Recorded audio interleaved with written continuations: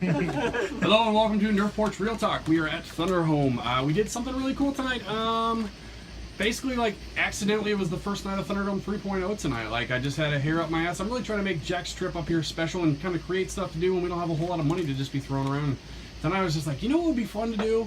Invite people over to invade the backyard and try and get one of these stripes that we've been trying to ruin and unsuccessfully. And so I just kind of thought it up when I was taking a shower or doing something like I'll put stripes out in the yard and give people permission to just break into, like, come to the arch and then put it on YouTube and show the path that they had to go.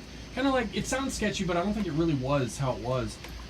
Told Jack about it, he got super pumped about it, and then he came back over, and we all pretty quickly decided to become mini bosses. It was me, Sammy, and Jack at first. Sammy put on this sweet overalls, and it was like a train conductor's thing, and then he just cut them off down here because that's better.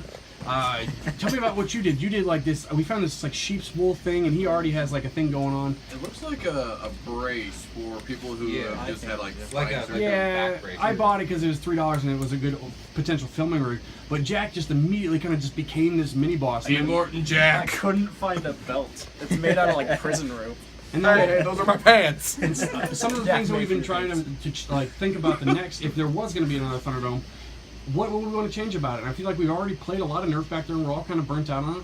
And I really wanted to, I told Jack if I was going to build a Thunderdome 3.0, it was going to be CQB. And I thought more about it. I was like, you know what, it should be fucking Vortex, because that's my favorite. And I've got a bunch of discs and a bunch of blasters. And I always like the idea of like bouncing off stuff. And I think it's really, it shortens the ranges back to where it was during like End Strike days, where you're kind of like 20 feet away and it's just fun and satisfying. And so that's kind of the setup. It was just like I was bored and I was like trying to think about what to do, and then put a stripe out in the yard, made a video, and then it was go time. And then like I didn't know if anyone would show up at all because it's really, but it was okay because I set out from the beginning of, even if this goes wrong, we're just hanging out on the porch, like guarding it, you know. And so like being those people, I assumed no one was gonna come. I just didn't know. It's hard to get people rounded up. And then the first time I was like, okay, this is like an hour into it, 45 minutes into it. I was like, all right, just to make sure people show up, it's probably going to be more than one person. I need to put more loot out there. And so I grabbed a stripe, started filming my vlog, which is on the channel. And I said, okay, I'm going to go walk outside in full Troll and Tony voice. Walk outside, and this motherfucker's hiding behind the boat and shoots me with a blowgun.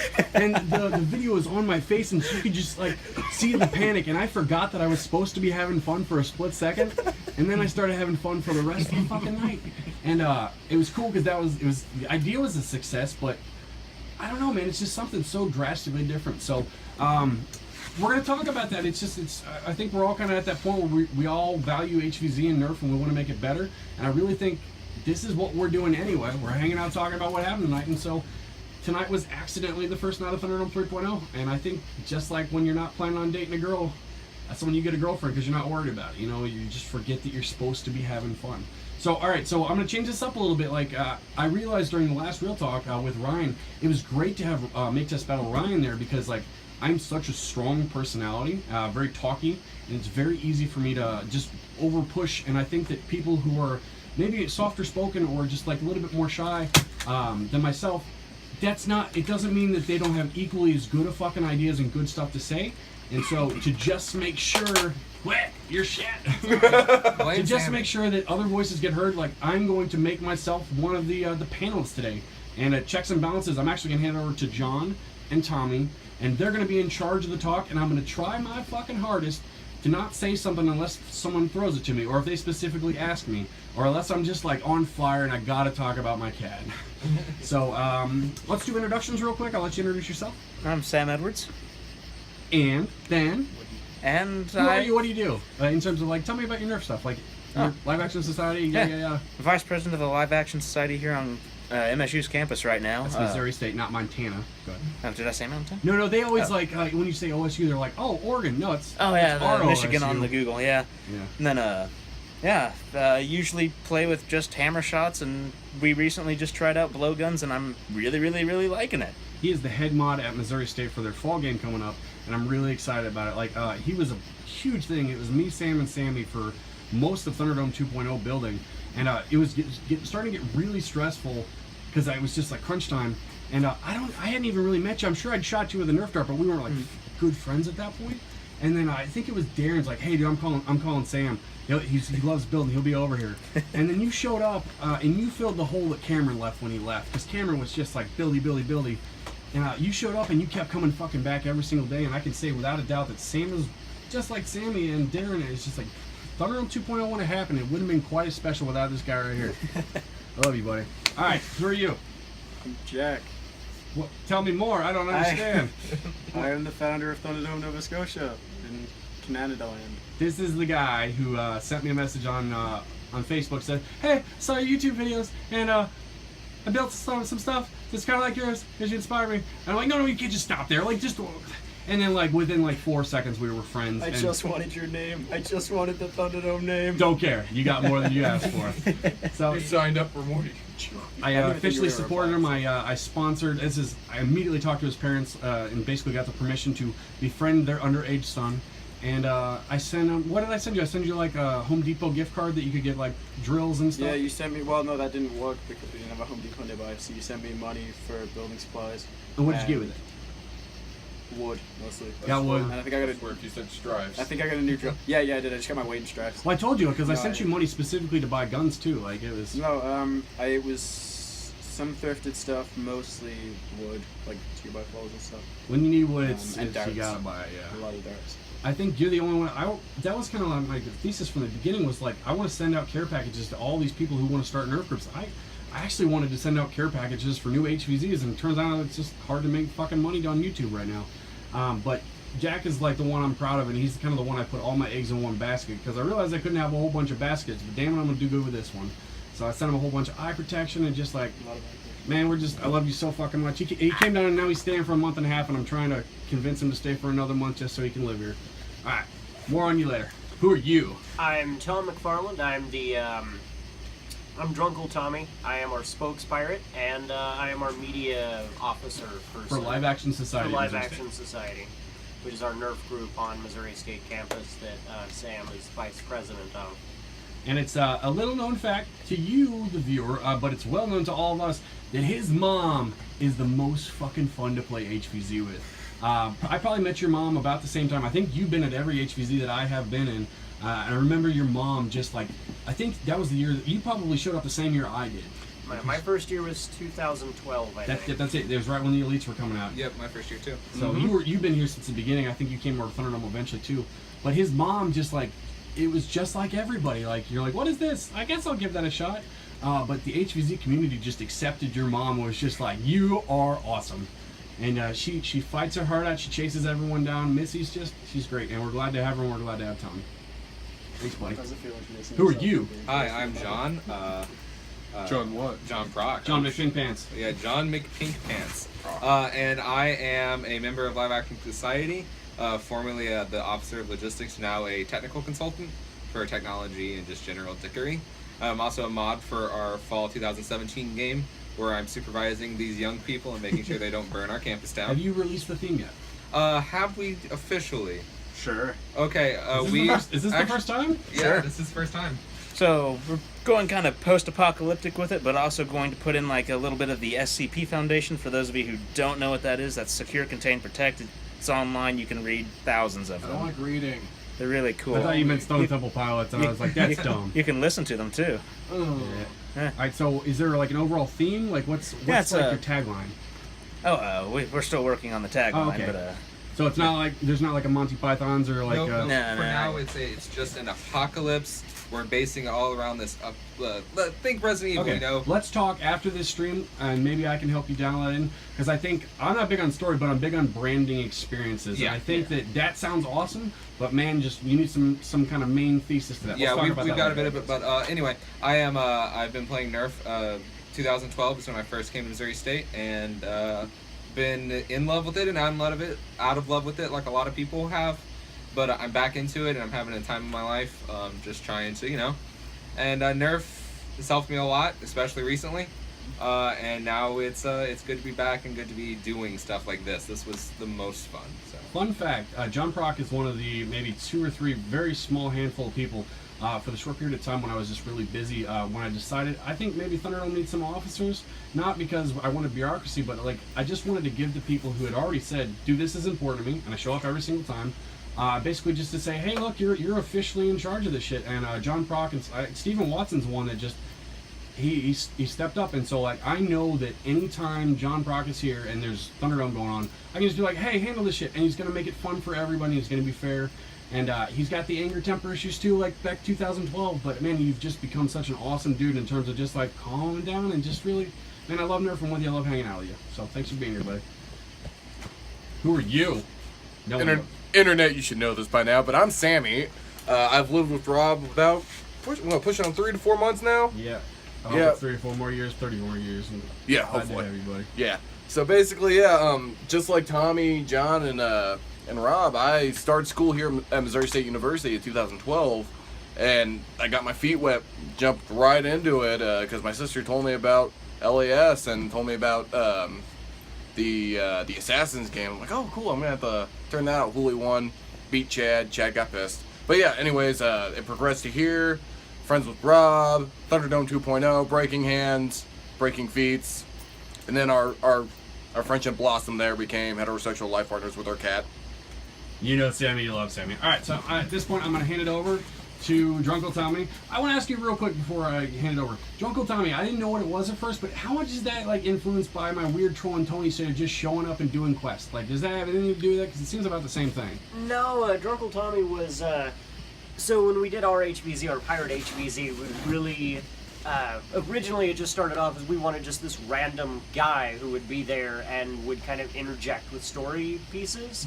And more I became like the storyteller, this uncle who was just always drunken and always had these stories to tell that would explain these situations that everybody was in that like led to the missions. And that became Uncle Tommy, Drunkle Tommy, and then I was just the drunken pirate who could explain everything everywhere. Of, why are we here shooting zombies, laddies? Well, I'll be telling you. We be here because of a long story from long ago.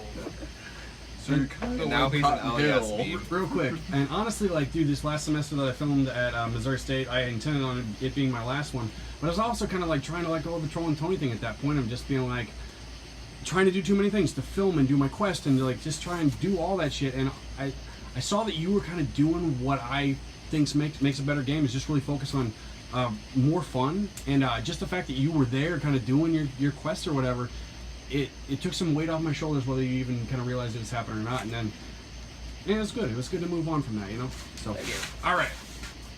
MCs. All right. The only thing I'm going to say is talk louder. And other than that, you guys are in charge. Do you got something you want to try? Oh, but I want to talk about Thunderdome 3.0 first. Sure. Yeah, I agree. So this is actually my first Thunderdome I've ever been Ever? to. Yeah. You cunt. So, like, yeah, I think I would like to know how this Thunderdome compared for you guys to the previous, like how the Thunderdome experience used to be compared to how this was tonight. I want John to explain exactly what happened tonight. Like, I'll do it for our perspective. I've already kind of done it. Like, we put bait in the backyard and then we defended the house and said, hey, come over, try and get it. Go. So for our experience of this part of it, it was me and Sam coming off a thing. Me and Sam coming back home. We had a barbecue with some LAS members to just hang out and have some fun. But we were like, let's go to Rob's. Let's go see if we can take that stripe. We don't need any more of them, but one more couldn't hurt. And so we loaded up with some gear.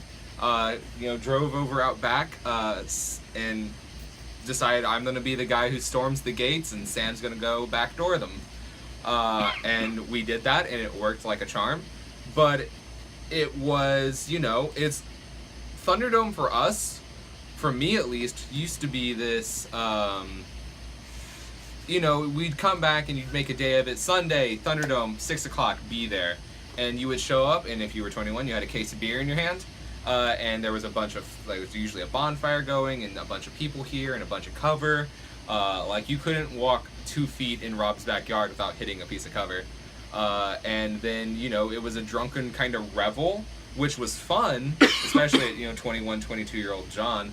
But this, it felt more like you're coming to be a war. You're coming to play this game. Like, you're not coming to go play a series of Nerf games. You're coming to play a King of the Hill or something like that. Like a scenario. So like it was art- more directed, and that was fun. That was a nice change of pace from the usual Thunderdomes that I'm used to.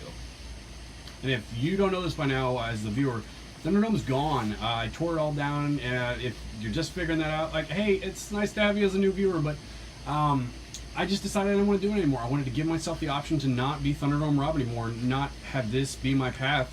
But I also have done enough to let myself choose it if I want to come back to it. And I told this guy right here that he's free to build Thunderdome 3.0, but I don't have the energy to do it. And he just started building all this stuff. And my thing was, I want to play with Vortex because I love Vortex and because it's quirky.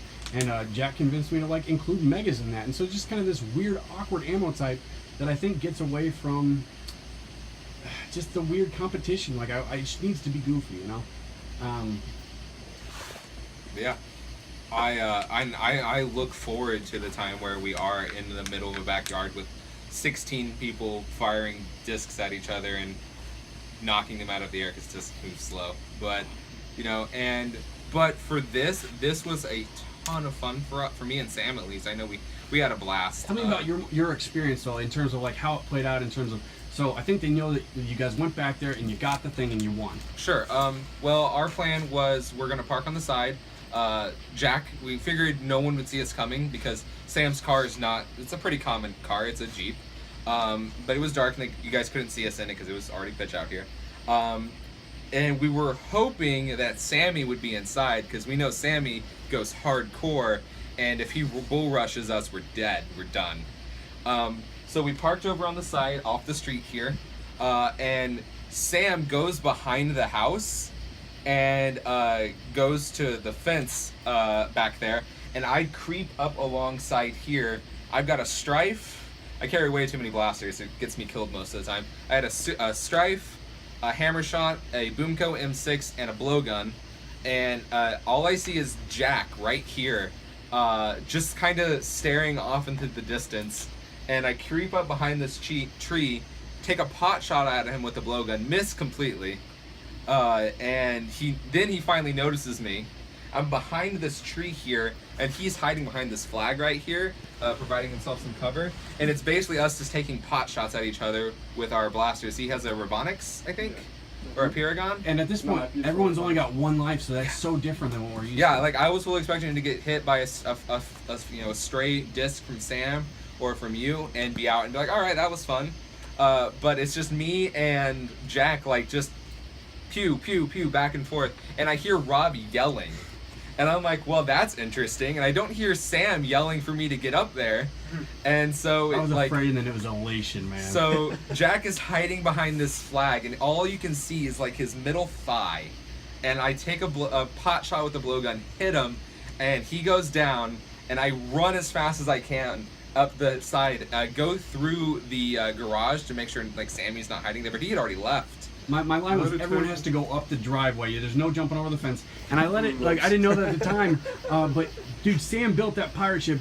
If anyone's got the right to break some rules in Thunderdome, it's Sam. But it didn't break the game, so it was fine. And then I you see me on the video just like come out with my blaster like pointed at Rob revving, just ready to take him out, and then I realized, wait, Sam already took the objective. They already wiped it. But it was so much fun, and it makes, because we've been experimenting with these blowpipes for a couple That was before we were on the weeks. roof too. Like that was when we were still feeling this shit out, you know. Yeah, those blowpipes though. But we're experimenting with our kits. We're wanting to diversify ourselves away from just a super stripe, you know. Like I like super stripes. I don't have anything against them, but I don't want to be the same as every Joe Schmo out there. So I want to do something different.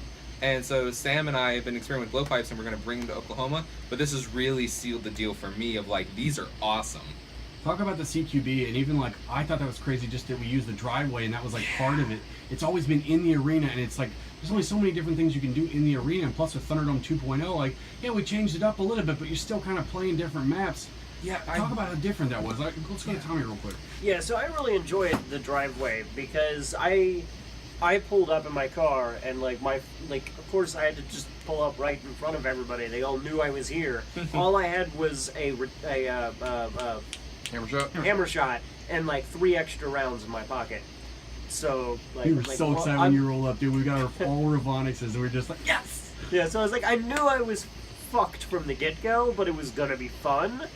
And so I pulled in, and so you guys like decided like, okay, we're gonna break up, and like some of us go to the back. And I was like, all right, cool. They're gonna not all be right here where they can just We're mini shatter bosses, bro. me. You gotta Like, fight that's to gonna see be shit. good. And so I ended up getting out of my car and like hiding behind my car and dueling it out with Sammy and John. Talk just- about your 315 though, like how we evolved at the point real quick though. 315. Oh, basically like Oh yeah. So like we came to a decision that I would. I had 3 lives and a 15-second respawn every time I went down a life. And so yeah, we worked that out, and then we started, and we just had this whole like duel in the driveway, and so then I took down Sammy, and he ran to the back, and I don't really know why. I was getting the others ready to go. I was like, Ah. guys, pay attention. He's So I coming. used that as my chance to push forward, made it all the way up to behind his car, had him pinned down on a roof.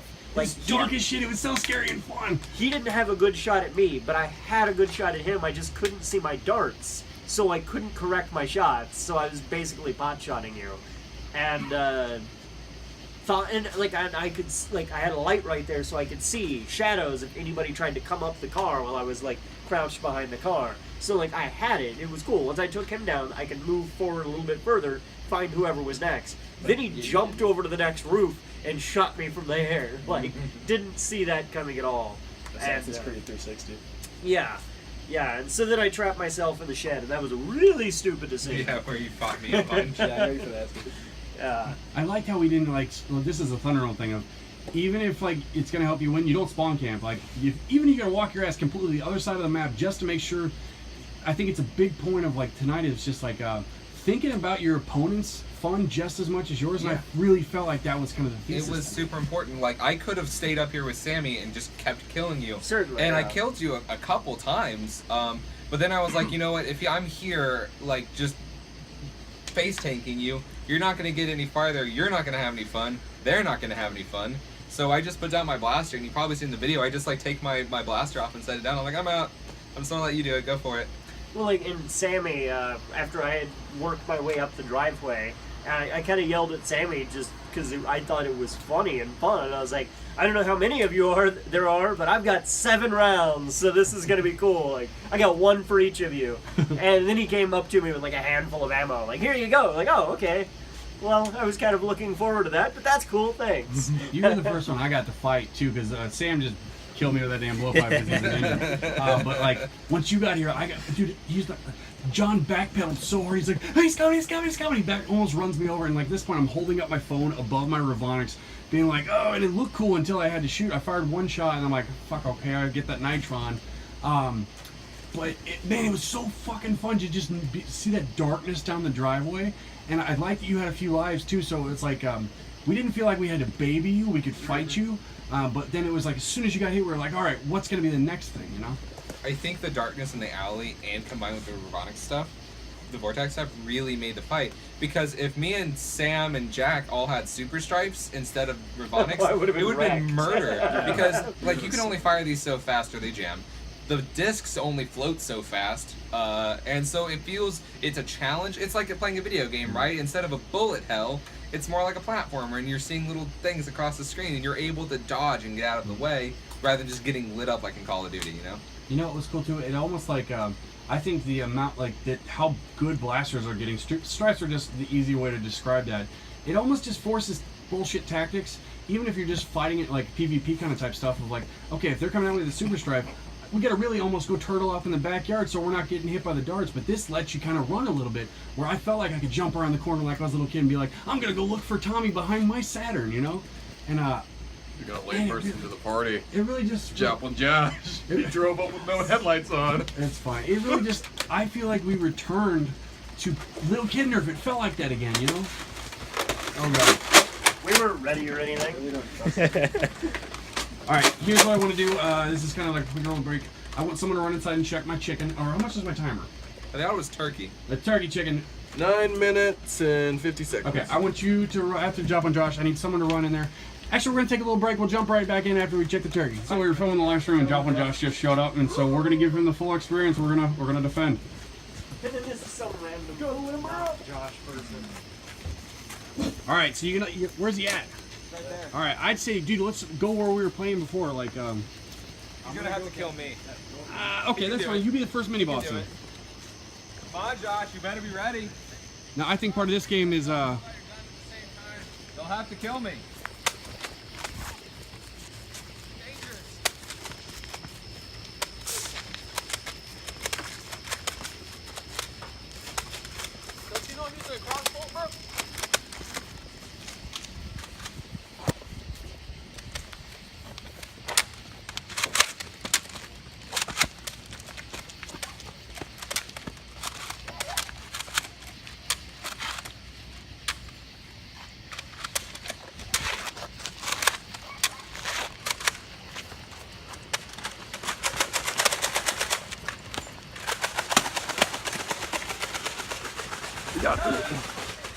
All right, he got hit. He's got 3 lives. All right, stop. All right, Josh, you're right here.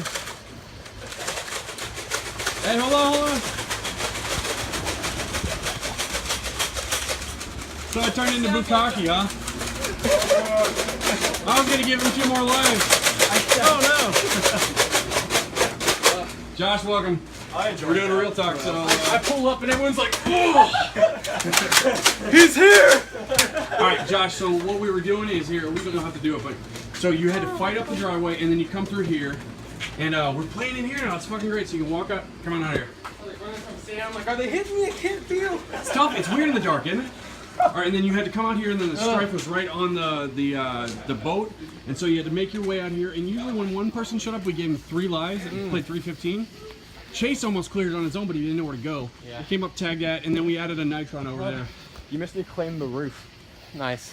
I even think like we play tested it tonight. We'll kind of see how like I want to build for more of that shit. You know? Yeah.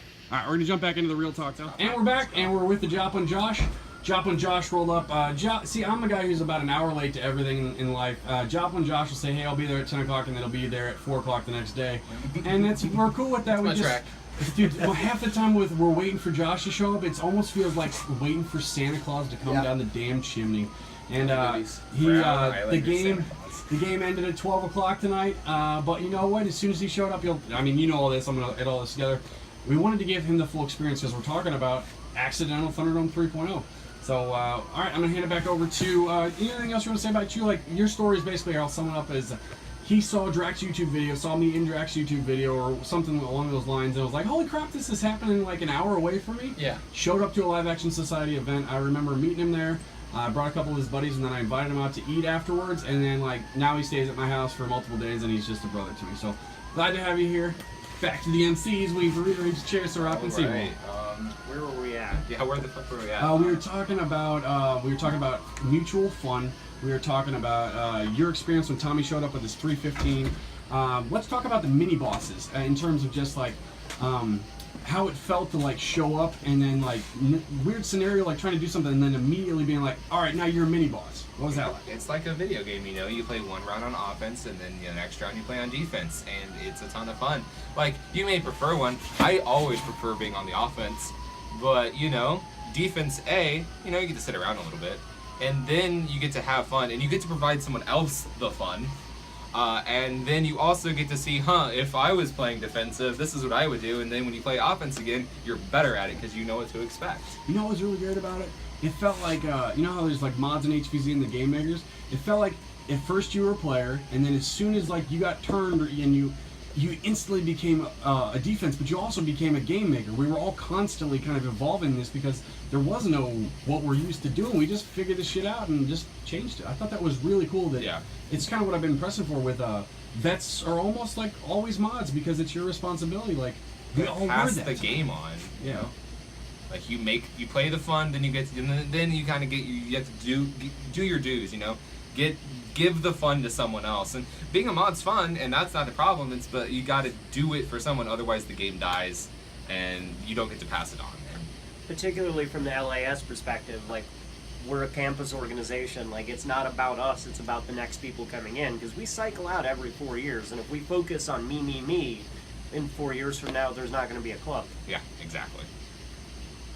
I want to talk a little bit more about that. I want to talk about just accidental. This is a lot of what I think, dude. This is the first time I've had fun playing Nerf in years, And I think a lot of it's because of my pain and my whole story and everything, but this was just so drastically different, and it just felt like everyone was in tune of just trying to make it as good as possible, especially because it was a small game, and it was just so fucking intimate. Like, what you were talking about, like how it felt like being in the army, like during HVZ there's like on time and off time, and it's kind of boredom time, and that's where you make a lot of friends, but this was fun defense of just hoping Tommy'd show up. And then, like, talk about that. What do you think, Jack? I kind of loved it. I've always loved that. It was like, I don't know, it was like a hangout, but then every time a twig snapped, you thought you were going to get shot in the face. And so it was like the best of both worlds. You got to talk to people and bond, and then also be kind of paranoid of everything, and then at any moment in time you get to play. So I loved it. What did you think about, what did everyone think about, like, the time? Because I started, my goal was to have it 8 to 12 tonight, and then it was about 8:30 to whatever. I like how it was kind of in spurts, though. Like, what do you guys think about, like, just how it played out? I think it worked really well. Like, go ahead. Sorry. Go Oh, no, ahead. I was just saying it felt like waves, like a survival game. Like kind of like horde mode. Or Yeah, like exactly. Killing Floor or something. You know, Like, yeah. Because like I play a lot of survival games, like a lot of the survival modes. They're my favorite one, and so that's kind of why I love this. Is where you get to bunker down and just fight wave after wave of random people showing up in your driveway. And this is always our problem with like HVZ style games. It's like, yeah, you can wait and maybe someone will show up, but what if they don't? What if they you know, book out? They pineapple out, and now you don't have anything to do, and you waited for nothing. But at least we know Josh is coming eventually. We know Tommy's coming eventually. We know people are gonna come. People want strifes. And they want to do something, I you know? think we take each other for granted in terms of Nerf. I think we take Nerf for granted. And I think it was the right format tonight of, like, when Tommy showed up, we were so fucking happy that he got there that you're almost just like, man, I want to make sure Tommy has a great fucking time because I'm so appreciative of him being here. And I think starting on that leg, it really set the tone for the night in terms of just, like, it was all about everyone the entire time, you know? And we don't lose anything from the other guys winning. Like, Tommy won something. Cool. Whatever, we got our wasn't payout. winning and losing. There's only winners in this game. There's no losers. Like, yeah, you may get killed and you may not get the thing, but you're showing up and you're having fun. And you know what? You're gonna hang out and have beer or whatever with us, or drink soda, or have turkey corn concoctions from Rob. Yeah. And you're gonna have fun no matter what, if you lose or you win. It wasn't like HVZ for a while was the if you didn't survive to the end, then you were a crappy human. Whereas this was, like, yeah, you could win a strife, like, you get that, but even the people that got the strife didn't really give a shit about, like, you got a strife. Yeah. Do you give a shit about a strife? I mean, it's cool. It's cool to have it actually. I remember the It was strife. more But- fun getting the strife. Yeah. That strife is going to Yeah. be, like, it'll be important to me just because it's linked with this memory that I have now. So, say that you were running, like, you came in with John and you just got taken out and you got a strife. Would you be like, this is stupid, I'm awful, I gotta do this. No. I came here, I got nothing. Exactly. Because it wasn't about the strife. Would It you feel wasn't like that, about an No. objective. I'd be ready to take somebody else out. Yeah. with it. Exactly. I don't think I've ever seen Sam potentially upset about anything like that. No, Yeah, that's- that's that Mr. wasn't right. Rogers' demeanor. You're good, brother. Yeah. I'm kind of curious and also quite terrified to see the scenario where Sam's just at the point where he's just gonna like Hulk out and just Well, he's gonna live with me rip my for a dick year. off like a paper towel. Yeah, but like, well, actually, just saying that wasn't the point. Was it was like it just had a different feel to more competitive sides. Like it was just like I want to do a thing. If I don't, cool. Well, let's take it from the perspective of someone who just went through that, who showed up and then got the, no offense, the shit kicked out of him. You guys go cocky him in the garage. I was gonna give him 2 more lives, and I'm like, well, you don't have any ammo left. Anyway, Yeah. ammo left. It was like probably my favorite airdrop ever. Like during HPC, there's always like airdrops like food or whatever, and it really feels like a big kind of camp fest. Even if a lot of people show up, it really feels kind of like weighty. Waiting for the fun. Yeah, and I pulled up here and I saw everybody like on the porch, and like all my I pulled up with the lights off, like hoping that would win it for me. None. Everyone was up already. The game was over. Just yeah, think how it was yeah. when the game was on. There's people on the fucking roof. Yeah, I opened the door and like everyone just like pulls out blasters and like, oh Christ, okay, I'll do my best. And I just get like totally smoked on the way in, and I feel like if that had happened at like an airdrop or something, I would have been like, well, I guess I'm just gonna go home and pout for a little bit. 'cause I lost everything on an airdrop. But like this was You just got kind hugged with discs, my friend. Yeah, man.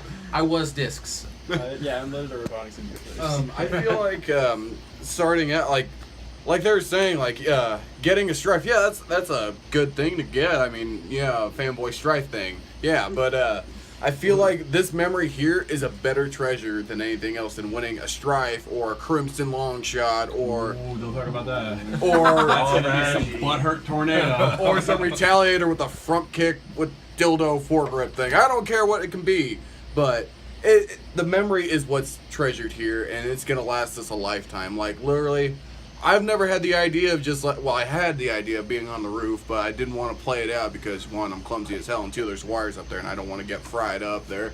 But me and Jack had that special moment, like in Inglourious Bastards, where the two guys infiltrated the Nazi premier, and they're just putting mags in all the Nazis. That was me and Jack just going against Bravo Squad, just. Ah! Alright, so from here out, when I put my hand on my head, that means I want to talk. And then just, if you can hand it to me, hand it to me. Okay. Like, no, I'm creating this. I'm trying to figure out how to not be a talker. Okay. So, what you're talking about, the reward, and this is something I realized, take my hand off my fucking head. It's something I realized that is kind of the problem with HVZ, because, like, we want to play hard and we want to win and stuff, and we're so wrapped up in the scenario of survive, and because that's all there is. It's your fun is almost defined by the things that are playing out, and all you have is live, die. And I think what I was trying for with Troll and Tony, and what I realized very quickly is it's fun to have other things that aren't that, and things that the mods can't do. Like, you can't really like throw guns out in the field and be like, hey, fight like monkeys. Like, just but it's Troll and Tony. It's like it basically just says, hey, stop worrying about dying for a minute and come do my weird thing for a strife. Go have people sign your banana in the grocery store. Like, and it kind of, for me, it makes the HVZ that I want to make, and probably your Uncle Tommy stuff too, of like it just reminds you that it's not about live, die. It's not about kills, survive. It's you smile for a couple minutes because I threw a banana in the field and told you to get it, And I think that there is something that is nice about being able to give blasters away, because it makes you happy because you want to get it. And I think it's just as easy. I saw that tonight. That we'll talk about the Bravo kind of when it went from micro to macro. But it was really like, it's really easy to even lose sight of that. It's just like, even though you didn't want to strife, let's say it was a Maverick out there and that was your goal to get it. Say you don't give a fuck about it, but you're just like, okay, I'm defined by whether or not I did it, and you get upset because you didn't get it. It's really easy to be excited about a blaster, and because it's different and it's not win-lose, but then all of a sudden you just create your own new win-lose, and then you're disappointed again. And so, like, I feel like you have to constantly remind yourself that it is about fun, and we need to find ways to do that, Do you know what it made me feel like? What's that? It made me feel like my first ever Nerf War when I was 9. Me too. And I had like the Hyperfire dart tag set with my brother, and we had like the hallway, and so we had like a hallway from the couch, like sort of TV area, to our guest room, and we had the doors where the laundry, like the washing machine and the dryer were, and like the cupboard and the set. And we opened all those up, and it was just me and my brother, and he like pushed out the couch, and we had like, I was a 9-year-old with a Nerf gun, and it was the coolest thing in the world, and it felt like that, and over again. Because you didn't care if you win or lost. Because I remember my brother was a hell of a cheat. Like, but that never bothered me. Like, they had the Velcro darts, and rather than shooting at you, he would run over and just punch you in the chest with it, and then just pull it out and make a perfect circle of Velcro darts. But that never bothered me, because I was having a great time, and that was this. I didn't care if I got hit or not. I want to jump in real quick. Okay. Well, bouncing off of what you said, earlier today, we had a water gun fight in the park. And what that actually kind of made me just think of is that's also like one of the issues I've kind of had with a lot of Nerf stuff that we've had, and pretty much the whole time I've kind of been doing it. It's always been a thing that's existed there, of this like hyper competitive, competition, which competition is great. It's great. There should be a lot of that. It can be fun, but when it reaches a certain level, it sucks all the fun out of everything. And like, I think we had so much fun doing water guns. We never even did an organized fight of any kind. We just kept blasting each other in the face and giggling maniacally. And like, I wish, like, to me, the way I react when I see that hyper competitiveness would have been the same way I think any of us would have reacted if any of us would have gotten that way. Like, imagine if we would have gotten that way about that water gun fight of like, no, dude, no, I'm done. on, I can't do this anymore. Like, that would be absurd, and it's absurd in Nerf too. It's always absurd. You know, like, it's weird because we did it with the Nerf. We went to the park by my house and did the same thing. Instead of super soakers, we just had Nerf guns, and we didn't have a single organized, no organized objective, no teams. It was just like you were kids again. Yeah. And we dicked around for 15, 20, maybe 30 minutes of just. There's no lives. You just get hit by the dart, and you hit the dude who hit you with a dart, and that was fine. And it was cool, and no one was mad. And I still think you guys should have challenged the LARPers. That would have been fun. See, and I feel like some of this also, and one of my biggest interests is new players. How do we get new players? And I think that's, of things that scare off new players, I think that's one of them, is when they show up to battle royales and things like that. And I mean, it's good that we have organized games. We should. But I think sometimes it gets out of hand. Like, I think sometimes it scares off new players because they walk into, like, yeah, let's go have an Nerf fight. And it's like this, like, hyper-tactical, organized thing that everybody's super serious about. Two things. I love that you touched on it because it was like you hit exactly what I wanted to say in terms of just like the water gun fight and like when we were like, the first thing that when you tell your new friend or like let's say the internet didn't exist and you just met a person and then you started being friends and you say you play Nerf, the first thing that they ask, you probably heard this, is like, well, how do you even play it? Like, do you have games? Do you have rules? And when we were kids, we didn't have it. There wasn't like there was a start and a finish, but you just shot darts and it was about laugh and then laugh and laugh. And it's cool that you could do that, but I think that it's what I heard when you were talking is like we're trying to act like we were kids again, but we've lived in the world so long that we keep letting our adult bullshit ruin that no rules kind of fun. I had something else to say, but I'll jump back in. Go ahead. So yeah, like how do we keep that spirit in our game? And I actually want to throw this question to our newest members in this circle, and that'd be Jack and Josh. Josh, you've been playing this for about a year now, it feels. Yeah. But Jack, you're brand new to our little circle here of LAS, and to at least our community. Real quick. So what I remember, it was so you're like you jump into it and like I think another thing, the hyper competitive, but also like I think not understanding the rules. Like the first time I played with LAS, they had all this armor and you had to count hits with socks and rockets. And overcomplication, especially in HVZ, I think that HVZ in itself sells itself when it's I'm surviving and people are chasing me. And then if someone runs up to you and says, hey, you're dead now, and a veteran has to explain to you why you died because someone was wearing a hat, that takes away from the trueness of just the chase. And I think a lot of what we do, we're simulating combat. That's what we're doing. And I'm in a movie and we talk about that. And I think in terms of those, it's like you're activating the cheetah versus deer where you're running from people. And in nature, it's win or lose, die or survive. And we're just doing that over and over again. And you're almost having to say, what is our die and what is our survive? And you get hung up in that. That's where the fun just kind of gets sucked out of it. You get to play that same interaction, but then you keep ruining it, you know? This is just try to hit someone, try not to get hit. Yeah, but how do we put that fun back into organized games? Like, we have our games, Supermatics and whatever, but there's still, people still come away mad, you know? And that I do it, I'm just as guilty as anyone else, you know?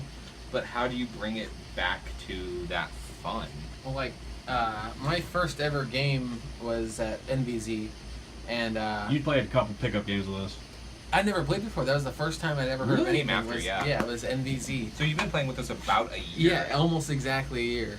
So I showed up the first day, and I didn't know where anything was at. I just kind of walked on with like a pocket full of mags, you know what I mean, and like a stormtrooper gun, and I walked on, and like you were saying, like everyone there was super tactical, you know, like just like head to toe gear, and they had like 1 or 2 blasters on them at least, and I was just like, wow, I came really underprepared. And I want to say, like, we were sitting around and we were with Travis from ARA, and he's like, or I don't know. Anyhow, he's like, all right, so our goal is to survive this, and so we're going to hang out here. And people were running up to us like, we need help at point C or something like that. And I was like, we should go to point C. That sounds like awesome. And he's like, well, my goal is for us to make it to the last mission, you know, so we're going to survive. So we hung out the whole time on the first day, and so me and my brother were like, this is kind of lame, let's go find some action. And we went off on our own and just like totally got destroyed. by like a night. You know, we're like, because we didn't know any of the rules. Like, so I was just like, How could you do all Pew, the fun? yeah. I was like, Pew, you're dead, right? And it was, I think it was Janine. She like whacked me and it was over. And I was like, oh, but you're shot, right? And so like, you know, like you're saying, like guy with a hat killed me, and I don't know what that means Yeah, now. that's not fun. It's not the chase. You didn't live or die. Yeah, You just like, I know this it is really a stupid happened. It was game. over before I knew. And so I came back the next day as a human again because I didn't know it was like even a permadeath thing. Yeah. And luckily there's just so many people that like the people I had already met didn't even recognize me anymore. I'd like worn glasses You the first son of a day. bitch. Yeah, super stealth. And I played again and I kind of learned the rules and I brought more mags the next time and I've kind of been hooked ever since, but it seems like you almost have to have a certain level of professionalism to make it through any kind of organized game, or else you just get like totally wiped out. So I mean, I get that, you know, it shouldn't be all about survival, but like if you go in just to have fun and it's not made just to have fun, you're like totally screwed and you have no fun. Going off of what you're saying, like it's made for like you somewhat have to go in there with professionalism. I kind of disagree with that. Like you don't need to have a slight professionalism with this game. Like how Rob's playstyle used to be. Like he just going with 2 fucking hammer shots and just goes Sweet ball. Dude, I've changed the game though, man. Like you forget it because you've been here through the evolution, but I don't know what the community would be like without my weird, just kind of going, hey, maybe we should all be fucking weird and put animals and stuff. Like it's just, Like- it's interesting to hear from you. Yeah, That, you know? like going off that perspective, you make your own fun. Like if you want to go all professionalism and get decked out with like the latest K-Tech like gear, or get your Chris Vector Strife kit, or get your super cool Sentinel Retaliator front jumble up thing. I don't care what it is. If that's what you like, you do it. It makes you happy. Good. I approve of that. I just want you to be overall happy with the game and everything else. Like, who cares if you get tagged the first day? Yeah, it's shitty. I've been there. Damn you, RJ. I'm still salty about that. But you know what? I learned from that. I have fun every time. It's not even about the game. It's about the people and the experience. I want to say, kind of plant a seed and say, I feel like people ruin their own fun, and I think it's our responsibility to continually, like, even if you're trying to survive, like, how much is it your responsibility to have fun at a game? And I think that's kind of at the root of this. Is just like, if people don't think they should, and don't value their own fun, like, how much is it your responsibility to have fun while playing this game, if any? I'm with Sammy on that one, but to an extent. First, I am in tech here because, man, do I love wearing stuff like that. It's super fun for me. Knee pads are great, especially with bad knees. Like, I know me and Rob have bad knees. And I also wear pink pants, because fuck it. But, you know, I wear battle belts and I wear tack vests and I have holsters and mag and all this crap on me. But I also don't contest tags, ever. I've never contested a tag. Because I think it's dumb, and there's that, you know, I'm of the opinion that, you know, your fun ends where someone else's begins. To that point is like, yeah, you can take the game as seriously as you want, but if you doing that is ruining someone else's fun, you need to take it back a bit, you know? Like Sam and I show up to field and we're probably the most decked out people there because we carry 16,000 blasters on us and we're ready to go and ready to kick some ass. But, you know, I'm not gonna blow the fuck up because I got shot. I might get blow the fuck up if I got shot in the face and like the eye, and that'll piss me off. But, you know, I'm not gonna get mad because I got shot. But let's transition that to this tonight. Like, I think we've talked at lengths of fun at HVZ and stuff. But in terms of like something special accidentally fucking happened tonight. The next thing I want to do, I'm just gonna plant the seed and then I'm gonna hand it back to you. Talk about when a bunch of people showed up, because I think it's fine to play in the basement with your brother, but like what it changed. Explain. It was a different experience, you know. Can give me like a like explain what happened, like who was here. So it's me, Tommy, Jack, Sam, Sammy, and you, of course.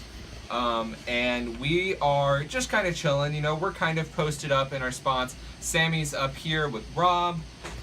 Jack is on the roof. Mm-hmm. Sammy's on the roof too. I was up here in the front. And I was chilling out here with Chase, and the remnants of Bravo Squad came up. I said, "Hey, we got some company. We got tangos," and then we were all getting ready. And then I engaged. I was holding out here for like 3 or 4 minutes, and then I was hiding behind this barrier when Chase just ran across and pot shot me in the hand because it was very close to the ground. I could have just like said it was that, but I saw it. Jerkish, you know. Yeah, it'd be a dick move. I try not to be a dick. And I was like, oh, you got me, Chase. And so he was moving up, and then Rob was just going on his rig, just live streaming. I was like, trying to shoot and film, and it just like I was like, you know what, Sammy, you can have my life. So yeah, he gave me his life, and then that's where I relocated on this roof over here, and then that came the moment of the Inglorious Bastard Murder Fest. So I thought 3 people showed up, and it was great because we were all excited. And you guys, I was excited for Tommy because he showed up and he got turned into a mini boss. I was excited because Tommy got to be a mini boss now. And then they showed up, and it was 3 people, and I kind of did the same thing I did with Tommy. I'm like, hey, so you got, since there's 3 of you, y'all have 3 lives or something. And because I already seen how much fun that was with Tommy to kind of be like, you don't know what you're going into. So the first one was just assume you waste it. Second one, you're like, okay, I'll get a little bit better, and hopefully by the 3rd time you get it to work out. And I like that. I think having those mulligans that we don't have in HVZ, I think that's directly responsible for the fun. And I don't know how we would work respawns. I've talked about my ideas for that in the past, but man, I think just lowering the fucking stakes for HVZ, where there's just like kind of a way out if you really want to play it, but then almost like find a way to encourage to not take it. You know. I think it's a solid plan for an invitational, personally. But back on topic of when they rolled up, and so we hear Sammy call out, and me and Sam are kind of like hidden. We're just kind of we're moving about, trying to be kind of incognito, hidden from them. That way we don't have to get into an open fight with a bunch of people. We didn't know how many were here at the time. I saw a bunch of people, and I knew they were Bravos because I saw Ashley. Get poured in. And I was like, shit, there's so many of them. Oh my god. And Bravo Squad has a rep if they're really good at what they do, which is being a squad and being tactical and taking people out during games. They've been doing it for years in our HVZ game. And so I was like, crap. Just like it's not because I don't want them to get blasted. I think it's because I hate, I want to be the winner. I want to be the dude who wins the game. And not that they, that should stop them from having their own fun. But I was like, man, now we have to change our tactics because we were like expecting like 3 people, no problem, right? Like we can lay out 3 people. Now there's 8 people, and they're on point, right? They're ready to go. And then we see them roll up, and Chase fucking he storms us. Man. Chase did the thing he's really good at, which is moving really fast. And we have a little exchange, no problem. Chase and I always have a little exchange whenever we nerf together, and so it's hugs and kisses afterwards. But he gets basically a nose hair away from the point and doesn't know quite where it is. Is fumbling for it, and then it's like, all right, well, we still have a bunch of Bravos at the end of the road here. The kind of couple people that are out here were like being a little hesitant, and Chase is just like, fuck it. He's got an extra he just stormed through, did laps around there, did a chicken tornado around the yard, and I'm trying to point him, like, it would have helped if he would have known what he was doing, but it looked like it was kind of fun to not kind of know what you're doing, and then, like, we gave you an opportunity to kind of learn a little bit as you went, but it felt so unknown, and we were just making our own roads up until the point where Bravo showed up, and it almost felt like a lot of our Nerf baggots kind of showed up with them, because maybe they hadn't had they didn't get the turn experience where it was very intimate. It was all of a sudden, like, they're in a gauntlet, and now they get to fight. I wish we'd managed to turn, like, if they had because they left afterwards. Again, they have their own plans. That's cool. But I wish we'd managed to, like, would have been. I think if they had stayed for a little bit, turn the tables. They're on defense, and now our squad's on offense, and let's see how that plays out. They get their stuff, and me and Sam pot shot them with blowguns. But but I think that would have been a real game changer for how they viewed that game. Not that they viewed the game in a bad or a good way. It's they viewed the game how they viewed it. But I think it would have changed it if they'd been on that side. You know what I mean? I think that was what was so special about it. It was like the slow introduction, and like I was talking about with Tommy, just like so happy that Tommy's here that like you want it to be the best as possible. And it's not that they missed out on it because it was new and everything, but man, if we could recreate that in like a fraction of that shit during HVZ, I think the Mission Zero, like at Endwar, something like that, like a first like get together on Tuesday night instead of Mission 1 on Wednesday night, and like it doesn't matter, like we've tried stuff with like gauntlets and just the little games and stuff, and nothing quite works because there's something about it mattering when you die that people are attached to. But I think you just have to figure out a scenario that's really fucking fun that they'll show up for. You know? I love the idea of invitationals. I dislike resets in real games. To me, on a personal level, that feels like a failure in game design, and that's why I do mod HVZ games, because I like experimenting with game design. But so I think, you know, a game failing because of imbalance or whatever is a bad thing. But for an invitational, I think the idea of 3 games, and you know, you have 3 days of an invitational, and you end up having 6 individual HVZs in them of like, yeah, this is a meat grinder, but you know what? At the end of this, if you want to go back to being human, you totally can. What do you think? About the invitational? Or? Anything. I think today was really cool whenever they all showed up. Whenever Tommy was coming in, I went and I hid inside the tower and was camping out there. I was waiting for him to get there so that, you know, I could get him and did the full win. lay in a bush thing. Like, that was cool because you get to decide your own experience with it, too. Like, I like knowing you were in the tower. You were a last-ditch effort, you know? Yeah, and it was after that, like, I never got a clear shot on Tommy, and he didn't quite make it there, and I realized, like, whenever the big group showed up, I was still inside the tower, and I was talking with Jack, and all of a sudden I see the 8 people roll up, and it's like, oh, they're probably going to need me on the front line. So I jumped out of the tower, and I ran over there, and I had the time of my life because I knew I could take out at least like 3 or 4 of them myself, and then I could just run off to the back and then be out for a little while. And with the way it was set up, we all got a respawn in because he gave them all an extra respawn, so back up, I got to go again, and it was just really fun not really caring about what happens to me myself because I was on defense. I had nothing to really gain and nothing to lose, so it was just nice to experience it and have fun. And I want to point something out just because you're the HVZ mod for this year. When I mod, I like to be able to change stuff on the fly, and it really takes a lot of experience and really just, some people are good at it. John's really good at game design. What I thought was really cool is, and think about how I did that on the fly, where I kind of just lobbied to both parties. I was a lobbyist for fun, and you know, I'd kind of tweak it a little bit, where I'd walk over here and be like, "Hey, so the guys in the back, they got 5 minutes until respawn. Fuck the 5 minutes. Let's just say they're all back alive, and then I'll give you guys 1 extra life. Does that work out?" And like having that person who's like the lobbyist for fun rather than the humans or the zombies, like, I think it adds to more fun, but it's also like you really have to be trusted. You have to be a politician about it, and then if the player believes that you're here for everybody, it's hard to gain that trust. But I like being able to change stuff like that, and even just like when I'm like, fuck it, Chase is running his ass off, and I think he deserves 1 more chance at this gauntlet. Chase has 1 more life, and it's easy to be like, well, fuck that, that's not fair. Like, what's fair? Like, we're all fighting for fun, you know? Yeah. How do you feel about changing stuff on the fly? Like. What do you think? It works well as long as there's not a whole bunch of people you have to keep on the same page. Like with a large-scale HVZ, like the week-long games, I definitely experienced this at Endwar. We had not enough mods there for one, but just whenever there's not good communication going around between all the moderators of a game and the players, certain mods can be left out, players can be left out, and just not be in the loop, not know what's going on, and it can really ruin the fun for a lot of people. But like if everything's kind of condensed in a small area and everybody's on the same page, knows what's going on, and everybody's wanting to have fun, and maybe they're not quite having fun because of this one thing, if you were able to take that out, then it definitely will make the game better for everybody. One thing, like, I was kind of confused. Like, I watched 2 of the PowerPoints at Endwar, and when they were listing off all their special effects, I'm like, fuck, this is another one of these games. But when they said, hey, dark types don't matter, and like we're used to having like fight sock monkeys, I'll call them that until I die, with socks, and things that were like rockets, they could only be killed, anything, rockets were trumps, they could kill anything, other things had special things that you had to do to them, and they had stuff like that in terms of like, oh, this guy has a noodle, this guy has a thing, where their ability to kill you was different, but taking that one fucking factor out where you don't have to worry about, you just have to shoot whatever's All there. or nothing. Except for like 1 or 2 things, but that was like mod, it was for funnies, like the stalker where... The stalker's such a good idea. But if they're not there to be killing you, they're there to add fun.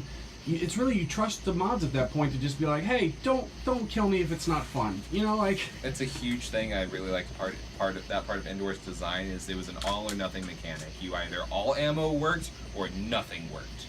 And that was super good because not everyone who showed up to Endwar was, you know, Sammy, me, Jam, Jack, you know. Some people were like Josh at NDZ of a dude with some mags in his cargo pants and a rampage or something, you know. And Star Wars blaster. A Star Wars blaster. Sorry. I just want to cut the distance in half between you and John. Just kind of shoot. But I think the point is, like, if you can't cut all the variables, like, HVZ is never going to be simple again. It's never going to be dudes just chasing each other, one life, whatever. We've got the shit online. We're, like, using computers to do all this stuff. But I think if you can reduce as many variables as you can, even just taking that ammo type out, like, we've just been married to that for so fucking long that there's no way we would stop doing that because it is fun for us. But what you were saying, Tommy, just like, man, let's just make this shit for the new players and stop making games for us. You know what I mean? Yeah, and I really agree with that, and I agree that there's a difficulty there because on one end, some of these special infected are really fun. The Knight is such a fun thing to play for new play. I've talked to so many new players who have loved the Knight. What's a Knight so that we Where you have a big long pool noodle and you can whack people with the pool noodle. Whacking people with a pool noodle is stupid fun. And getting whacked by a pool noodle is fun. Running from a zombie who is swinging a pool noodle at you is fun. And then we've also had some some stuff that hasn't worked. I think it's good when we eliminate the things that don't work. Also on the zombies, we've added the alphas and Omegas. And I've talked to a lot of new players. Sure. See what? You gotta define those. Actually. Okay. Yeah, go ahead. Sorry. Actually, you define Sure. them. An alpha is a special zombie. They earn this bright green shirt with an alpha symbol. It looks like a fish. And they get this shirt, and once they get this shirt, they can no longer be any other kind of our special infected. But as long as they are wearing that shirt, they have a 2-minute spawn timer instead of the normal 5 to 10 minute spawn timer. And it's for players who are out on campus doing things, earning what used to be, our currency. So, they're out during the day playing our game, and that's what we wanted to encourage. And then we have our Omegas, and they arose from our president of LAS, Mike Evans, and he loved being an alpha, but he complained that the shirts made it really hard for certain types of zombies to hunt. Not every zombie is super fast, like Chase. Some of them are stealthy, like Sam. And the bright green kind of nips that. So now they are called Omegas, and they wear a black shirt with a blue Omega sign. It looks like a horseshoe. And they have just a normal... I think it's normal stun time. All it is really... That's 5 minutes stun Oh, timer. Yeah, it's a 5-minute stun timer no matter what. Even during the day, it would be normally 10. But the fact that they're wearing a different colored shirt, while complicated for some players, and it's just kind of one of those things is like, how do we balance new players and old players? But they basically get to blend in a little bit. They get to be the sneaky zombie who can kind of blend in the dark. And for some people that is super effective. But again, once they get that shirt and they earn that Omega status, they can't be any other kind of special infected. See, and one of the big things that actually caused that I don't think we even saw or planned on, that made me super happy when I played it last semester, was it created a good kind of hierarchy. See, in the past we've always had one original zombie who essentially leads the zombies, and they take care of all of leadership, and everybody else is just there as a zombie. But by doing that, it created levels of where we were able to move players in who felt a little bit more comfortable leading people. And so you had people like, I think Sam was one of the ones who told me about, like, oh my god, I got to lead a charge for the first time as an alpha. That was amazing. I've never got to do that. And I had a ton of Omega players who were... Because what happened is everybody looked at those alphas and Omegas as leaders of the horde. Okay, so I don't see the OZ. Where's an alpha? There's an alpha. Let's all group up on the alpha, and then they'll tell us what to do. Oh, there's an Omega, because I don't see an alpha. We'll go to them. And so it let new players who were new into the game kind of work their way up to being an OZ, because in reality... Oh, that's Chopper and Harley. Oh no, he's here! He's here! Yeah! I can't get it! I push it forward! Ah! Take him out! Oh, I'm done! Sammy, you left me. I got y'all! Alright, I'm down. Oh, you down? You get hit? Yeah, I got him. Alright, you down, Lamar. Come hang out with us, man. I got y'all! See that? Oh, you did. I think you win just because you snuck up on us, man. You see that? Come hang out with us. This is my neighbor, Lamar, by the way. Hey, see that? come hang out, man. You See that? We're filming a little podcast. Come on, man. All right, we gotta keep going. Rock, see me come on, boy. You did good, brother. I'm sorry. I thought you were gonna take my shit. All right, don't have any discs. I like put my last that was good. So Lamont had told us probably 4 hours ago that we gave him a Nerf blaster, and he said, "I'm gonna sneak up on you, motherfuckers." Hey, buddy. See that rock? Yeah, you wanna come hang out? We're doing a little like a podcast kind of thing. You see that rock? Yeah. You didn't expect that, did you? No, I made shit my pants. Because we were all just like done with the game. It ended at 12 o'clock. I liked it, man. It was good. How you doing, Lamont? Lamont, how you doing, the neighbor? All right, you want to come hang out? I'm good. All right, give me my gun back. I'm going to get you your own gun. I'll give it to you tomorrow. How's that sound? That's fine. So you can sneak up on us whenever you want. All right, either jump in here or I'll see you later. Love you, buddy. We're talking, man. We're doing a real talk thing, like a podcast thing. You can be a part of it if you want. Okay, that's fine. Cool. All right. What are we talking about? We're talking about... Yeah, so alphas and omegas. And so yeah, it like created this whole new experience for new players because you don't, as a new player, you don't get to become an OZ. It never happens. It's a super political kind of thing. It's super specific to really OG players who have been around forever. This like let new players learn how to be OZs. Nobody ever knows how to be an OZ until they are one. No, It's great. I definitely as someone who's chosen many an OZ is that we don't mean it to be a political move Yeah, in yeah, an extent. sorry, yeah. We don't want to play favorites or anything. But in older games, it was always a worry, well, is the zombie, and this is back in the days of our super tactical squads that dominated our human game, and basically if the OZ wasn't good enough as a zombie player, you know, they weren't able to get a lot of tags or at least control a large group of people, then the game wouldn't kick off the way we need to. Our game has progressed into a point where we don't super need to do that. Now we pick an OZ based on kind of a trust level. You don't necessarily need to be a good zombie. As long as we can trust you to like not be a jerk off and you know, not encourage players to break rules and keep the encourage them to be good players and like not good as in like gets a lot of tags, but like respect the rules and respect the mods, then that's what we pick an OZ on anymore. And that's kind of letting the cat out. The worst kept secret in live action society is that we don't actively let random OZs happen. You can always choose to try and be an OZ, and we do look at the pool, but we never actively make a random OZ. I'm going to sum up everything you guys just talked about with that. It's always you are at the mercy of the OZ when it's one person. That's a lot of weight on their shoulders. It's a morale booster. And basically, you're just saying like, okay, one OZ is not responsible for being the general. Because dude, you might even say, hey, you're going to be the general or you're going to be the OZ, and then 2 months later, like you're actually the OZ, and then you had a really bad fucking week. Or your girlfriend broke up with you. Chad was one of our best OZs of all time. I think we can all agree with that. Agreed. But then the next semester, I think it was somebody else, and then we're just like, the zombies were having a tough start, and it's just like, the morale wasn't there. And so we're almost just like, Chad, we're trying to call in favors of Chad, just like, come on, man, like, we need to motivate him, I mean, like, Chad is one person, and he can't just turn all that around. Yeah. But just saying, from the get-go, like, you're basically saying, like, even you're all right here right now, like, I'm saying, like, let's talk about stuff. It's giving opportunity. It's basically saying, hey, would you like a leadership hat? You don't know how to wear it right now, but just because you got that hat, you'll be able to grow into that. We've kind of not nipped it in the bud, but we've made it so.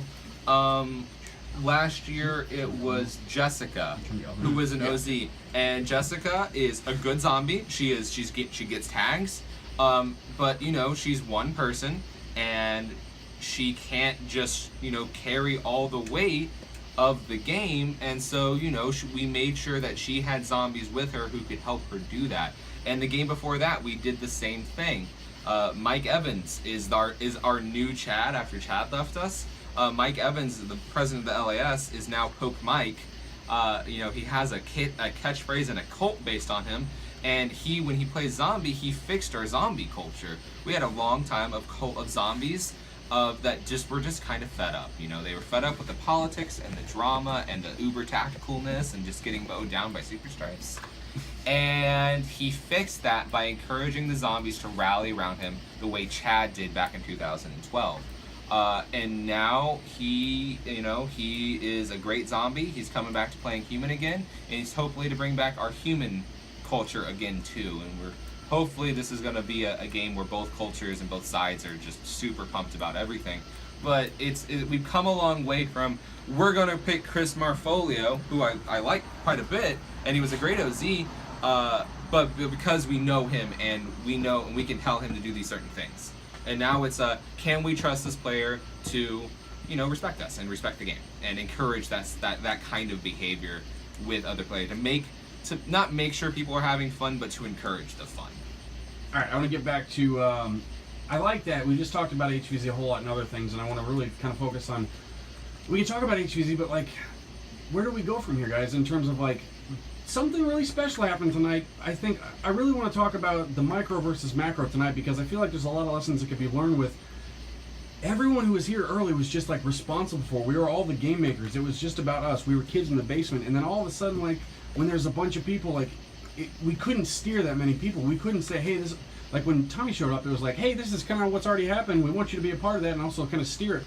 But we almost kind of lost control of it at that point. And as much as I was like, hey, Chase, you get another life, like, dude, I felt a lot of just the old Nerf of just competitive, just coming right out, even though we're hanging out and inventing a new game, and too many moving parts. You know what I mean? Like and that has a lot to do with, Bravo Squad has history, and good or bad, and they have a reputation of being a solid squad, playing solidly, and when reputations get on the line, then people change. How do we kill reputations?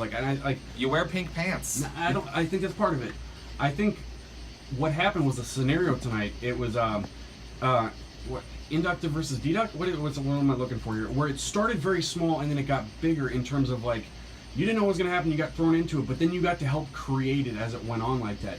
And almost just like it felt like you were a founder in like a video game, like you were a beta tester in a you video were game. Absolutely a fucking part of like you got to decide if it was fun tonight, and we all did. And then when there was too many people there, not too many. How do we do that on a bigger scale? Like I think we can do something like this for like Mission Zero. I'm thinking like fucking HVZ, like do a Mission Zero that's solely focused on fun that also kind of has the feel to it, Yeah. I don't know how you do it. And that I think that might be something we take into consideration for our game. We kind of do. We have the BRs at the beginning of, like, literally the week before HVZ, and I think if we were able to push those to the new players a little bit more, like, after the sign-up meeting, say, hey, there's this cool thing that's happening on this Sunday. If you show up to this, you get a feel for HVZ, and it'll be great. It kind of works and it kind of doesn't. Let's even like take it back to this, like, in terms of, like, say we did another one of these. What would you do different in terms of like how do we when there's a bunch of people, how do we translate the fun and the intimacy that we had to bigger people? Like what would we do? Think about next time. Like what would we change? What would we do the same? How would we recreate that experience? And this might kill the fact that you could roll up in your car at any time within these times, but I like the idea of, hey, if you want to do this, be prepared to play both sides. Like I didn't realize I'd be playing on the defensive side. I had no idea. I didn't watch the video. I've been MIA off Facebook for about 24 hours now, and so I had no idea what was going outside of what Sam told me. He didn't watch the video either. So what about the Vortex? So how much did that change it? Where I just said these are the guns you're allowed to have. It's something you're not. I was like, well, I've never used a Vortex blaster, but I like Paragons, so yeah, sure, why not? Let's do it. And it didn't really occur to me why I've always known you liked your Ravonics a lot, but like it never occurred to me why you would want to use that in the scenario. And it's because if me and Sam have blowpipes and super stripes, the game isn't fun. You just get mowed down immediately. You don't feel it. We're not having that experience together. You threw it at me. Yeah, it's not that disc blasters are bad, they say, but they are more manageable in a PvP environment because they're slow. And I'm a big dude. I can outrun a Vortex disc and I can knock them away with my blaster all day long, not a problem. But in the dark, when you're charging up a driveway and you have limited cover, it's not awful. It's not Call of Duty, but it feels like a bullet hell. You're dodging rounds that, I feel like it kind of evens out the playing field a I little agree. bit. It does. But like you were saying, like it would be a different scenario if I was just up top on the roof with my super stripe. That would just be a dick move on my part. But you'd be having a great time because you. I would be having a good time, have a good but time. then again, I wouldn't be having a good time because I could see that those people weren't having. I'm not gonna lie, I would have a great time hot-shotting people all day long, not a problem, but they wouldn't have a good But time. that's not PvP. That's PV. That's me having a blowpipe on a roof and they can't touch me because I'm prone and just 150 feet away. Do you guys know the game type Awfuls? Have you ever heard of that? Yes, you play with it's bullshit. one. yeah. It's one of the most fun. Like Oh, it's one of the yeah, we've videos done I've seen that. where people have just like genuinely. There's a video on Chicken's channel from like years ago now, but it's Chicken one of the has a most channel? fun. It's one of the most fun videos I've seen because everyone just looks like they're really enjoying it, and it's just sort of like a free-for-all thing, but you're not allowed to use a blaster that fires over 15 feet, I think it is. Yeah. So, like, you got, like, long shot front guns and, like, pulsators and all of it. So you gotta, like, run at people and then scream and run back, and you feel like kids, and I love that. It's And that super was fun. why this was. I've done an HVZ like that, and that's how I kind of claimed my pink pants. Is that I played an HVZ with nothing but 6 Busby flintlocks, and these are the worst pieces of trash blasters I've ever seen. They're front-loading single shots, and they fire about a solid 15 feet before they hit the ground. And I won an HVZ like that for our pirate game, and I was in a full pirate costume with heavy-ass boots. I couldn't run, and it was my favorite HVZ of all time because I was doing something dumb, and and people were laughing and having a good time, and like I wasn't gonna be mad if I got tagged because I'm kind of actively seeking it out anyway. It's basically saying like you having pink pants is basically waving a banner that says this guy's here for fun. Come at me, let's have fun together. I'm gonna take a little break and I want to say something here. Your job is to tell me when this is at my face. All right. So this is most of my videos I make for Drac. Like, are you good? You don't have to aim it at me. Just tell me when I'm good. You're good. You're good. Just tell me what to do. There you go. Go close. There you go. Don't break my rig. You're good. All right, just put it on my face. You're good. You're on your face. All right, we're good. Stop. This most of my videos I make for Drac because I know he watches them. Here's my proposal for you. I'm officially saying this. We've been talking about how to make HVZ up or down. Yeah, there you go. Perfect. We've been talking for a long time about how to fix HVZ. I know you're here for long haul on this. I challenge you to make Endwar 2 no flywheels. Whatever that means on top of that, I'm sure you'll like. What used to excite everyone about the nerfing community was, I think the arms race is okay, but it's just kind of this point where it's like it's kind of out of control. And I think if you kind of like put some restrictions on this shit, and not just anti-flywheels, but just like put some restrictions, and then people will find out how to work within those restrictions like we used to do. We're fine-tuning Honda Civics with these stripes, and I think everyone's kind of slowly figuring out why I hate them. And I think you'll feel that when you ban flywheels for one game. Tell people about it way ahead of time, and just say this is how it's going to be, and I think you'll have more fun. And I think they'll trust you for it. So Drac, and War 2. I'm gonna hold you. I'm gonna put your feet to the fire. I know you love Springers, and I know you get this. No flywheels, Springers. All right, back to Tommy and Johnny. Where do we want to go with it? Because we're kind of getting long on it, which is totally good. I want to make sure we're heading in the right direction.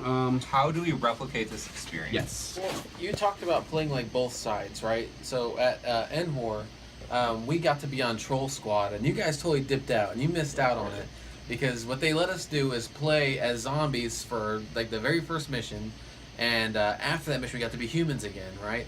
And almost everyone there was pretty new. I mean, like super fresh. Taco. Yeah, super green. You had Taco And, Squad, which is the most experienced people that were on that squad. I Yeah, think. they like all went off their own way, and because they had left first, all the other like new zombies were just kind of like blowing in the wind. We didn't know what to do or where to go, and so we ended up just kind of going out, finding people to kill. We got plenty of tags, and then by the time we'd finished it to come back, people who were either new players or had never played as zombies before, they chose to stay. And enough people were wanting to stay that the moderator, to make it fun, he said, look, if any of you guys want to stay today, I'll let you use these dodgeballs for the rest of the day. The dodgeballs were like spitter balls. You can throw them and Changing the stun game people. is like, you see Yeah, it fun was to be on the had. fly. It was on the fly. It made the game more fun. It didn't bother anybody else. You know, if he had communicated it to other people, I don't know if that would have made it better or worse. I mean, because it was just such a small tweak that made it fun for like people who wanted to try zombie, and like let them get to do that safely without having to like risk like their whole humanity on it. And a lot of people had enough fun where they were just like, I don't even want to be human anymore. That's it. It don't fucking matter if you're Yeah. having fun, and we just don't trust the mods to make it fun.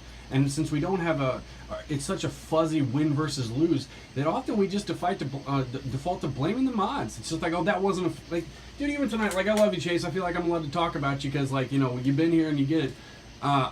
Dude, even tonight, like, you got a little upset, like, with this fun that we were all having. Like, I saw in you that you're like, I want to win because I won, and it's cool. But like, I saw that little bit of angry Chase come out in it, and I was just like, oh man, I wish I didn't.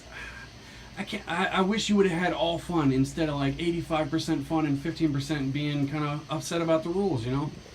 So I don't know. I think we need to just have these conversations and just remind people constantly and just be good vets that just celebrate fun over everything else, you know? Yeah, I think that's a huge culture thing. It's humans versus zombies, not humans versus lawyers. Like, like, don't worry so much about the rules. Worry more about how much fun you're having and everyone else around you is having. Like, so often I see people arguing, like, the most ridiculous Where's your shit. bar card? Why are you a lawyer? Like, when we have mission briefings, and then you'll have people who will just argue the most ridiculous, tiny minutia of the mission briefing, just because they're looking for a hole to punch through it so that they can win through rules. And I'm like, that's why you just keep reducing those variables. Like, I'm almost even saying, like, I'm not saying get rid of special infectives, but I think if you get rid of flywheels, then you don't need as many fucking special infected, and you can just you can reduce it because we're responding to the game because the game is changing. You know, like, this is like automatic weapons versus muskets. It used to be 2012 HVZ with flywheels. Okay, back in 2012, no one won live action society HVZs. We had to harken back to the days where we only used socks to find human winners. Yeah. Right? Like, humans did not win live action society games, and then Stripes hit the market. And it took a minute for, you know, our community to adapt to it. Ravens were there, no one gave a shit. No one Hellfires gave came a out, no one shit gave a about shit. Ravens. And then Stripes just Stripes hit the market, and people liked them. But if me and Sammy were to time travel back in 2012 with our Super Stripes, we would have cleared that We'd be at the HVZ cock of the walk. immediately. It would have been nothing. It would have been a walk in the park for us because the little guys don't have a chance to get good with that. no. So our special infected are there for a reason. Now, back to why and how we make a game, and even away from HVZ, but like even in our battle royales, how do we make a battle royale game? How do we make a Thunderdome game that can encompass what our micro game tonight was of like me and Sam breaking in and sneak killing people, and then Tommy showing up and trying to fight us, and then Josh eventually showing up and trying to fight us. We went back to the basement of being a child today. And I think that needs to Where be the better. rules Back didn't to the matter. Where the basement. rules, if you get hit by a dart, you're dead. Done. Great job. Hooray.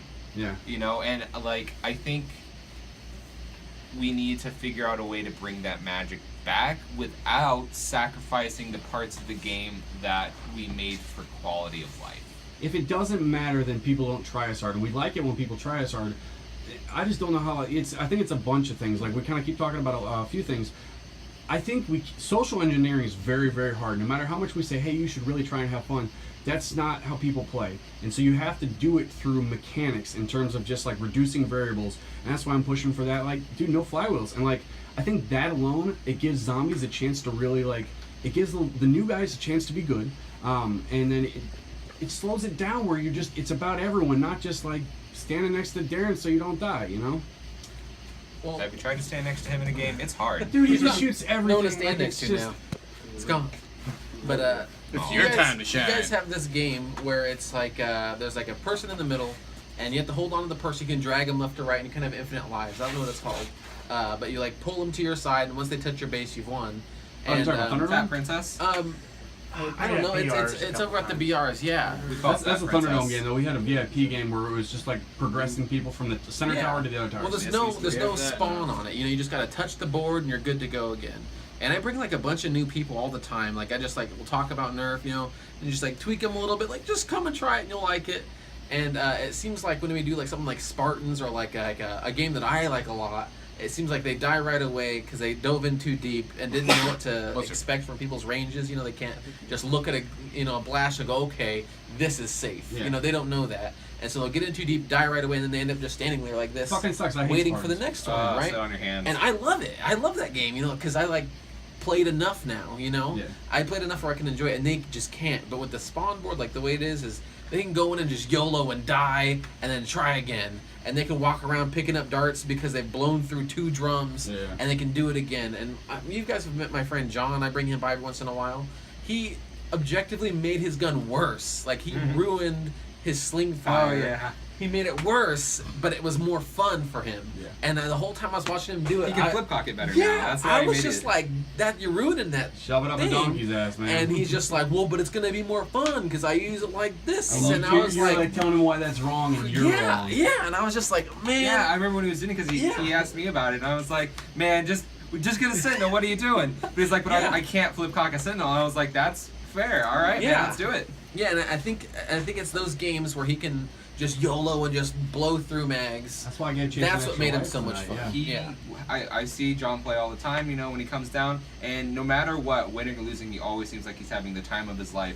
And, you know, he has, you know, he's fast, Yeah. but he has objectively one of the worst blasters on our field, but he seems to having more fun than, you know, anyone else.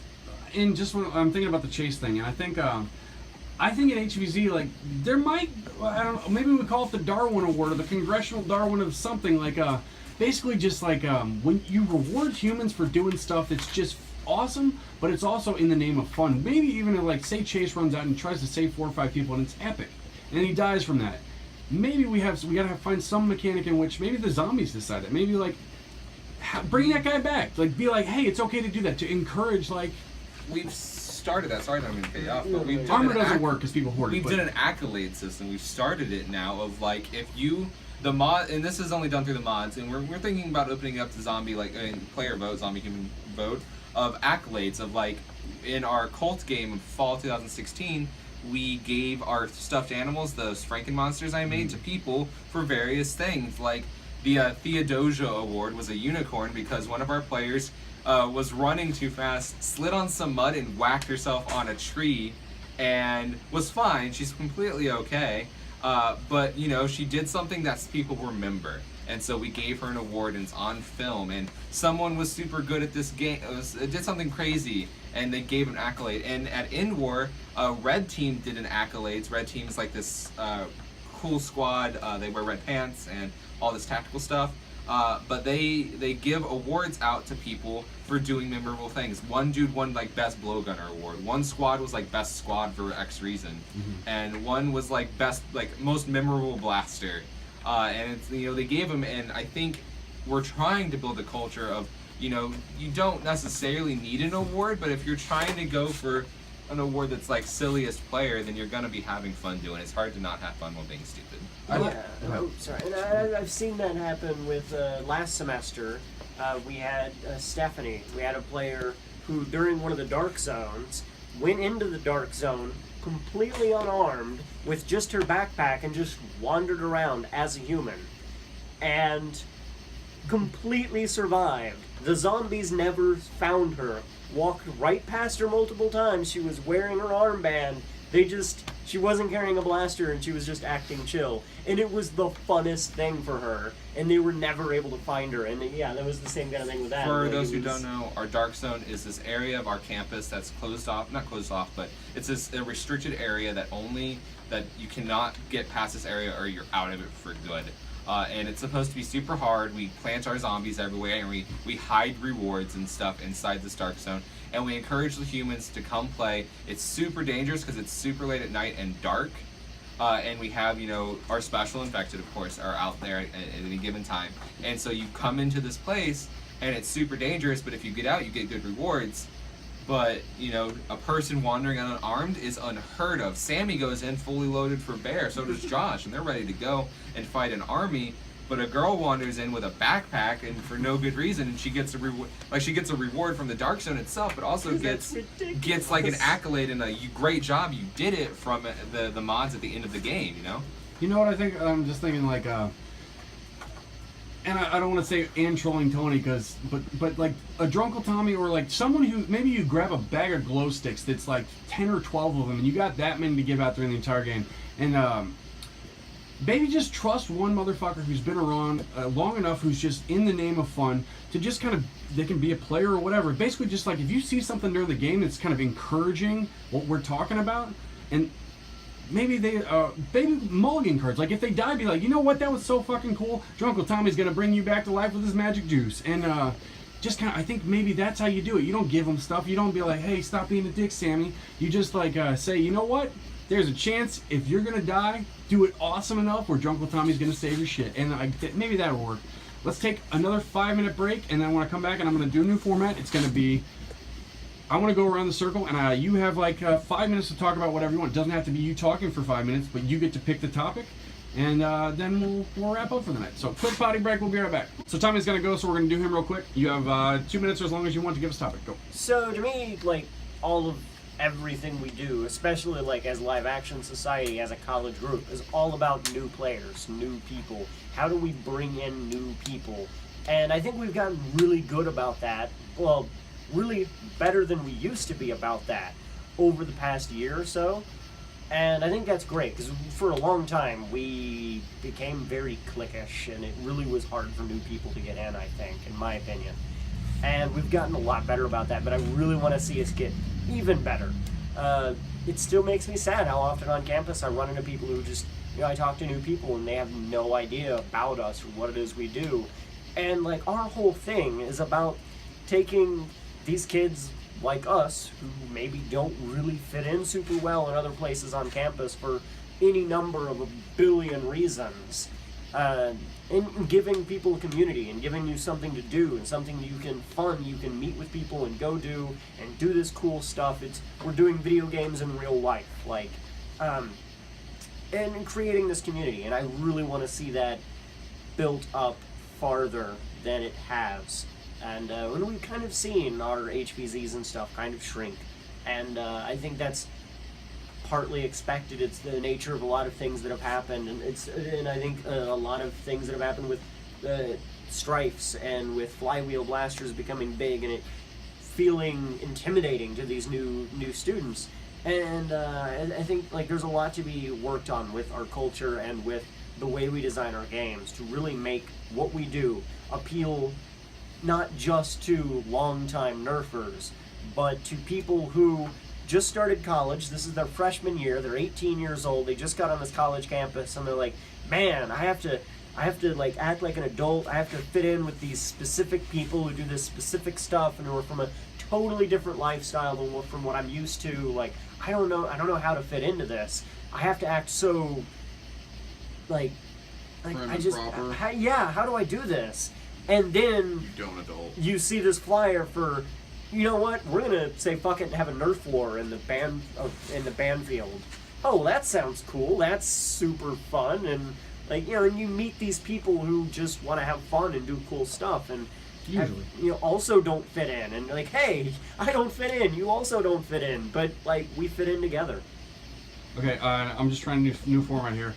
Let's say we can have one person respond to him, and I want it to be the person who's like really excited about the response. Like if you really got something to say to that response, I'll give you a minute to respond. Sammy, look like you have something to say. All right, I'll respond. I agree. I've been through almost every iteration that Live Action Society has gone through. I wasn't there when it got off the ground, but I was there when it was armor and shields, and it was basically a LARP with Nerf blasters, which I super enjoyed. But I've been through the parts where it's super cliquish, and these ideas of squads dominate the game. And until I founded my own squad of the Pink Pants, of the Dead Rabbits, I don't do squads. I've never done that. I've always run with the main human group because I'm big, I'm loud, and I have a lot of blasters on me, so people generally listen to me. Because I didn't ever get accepted by those cliques. Not until Thunderdome happened did I ever feel as part of like a group. And with this dying of the cliques and dying of these squads, which has its negatives and its positives, I definitely think that it's better for our club that these squads are gone. Not that I dislike those squads, not that I think those people in the squads are bad for our game, but when someone rolls up to a meeting, a rules meeting, and sees a group of people off in their little circles like at a party, and they're just talking and showing off their tech gear to each other, and wanking each other off or whatever they're doing, then it's intimidating, and you sit in your chair and you're quiet, because that was me, my first ever HVZ meeting. You know, I saw Ninja Squad and, you know, whoever else, you know, just, you know, talking to each other, and they didn't welcome me in, so.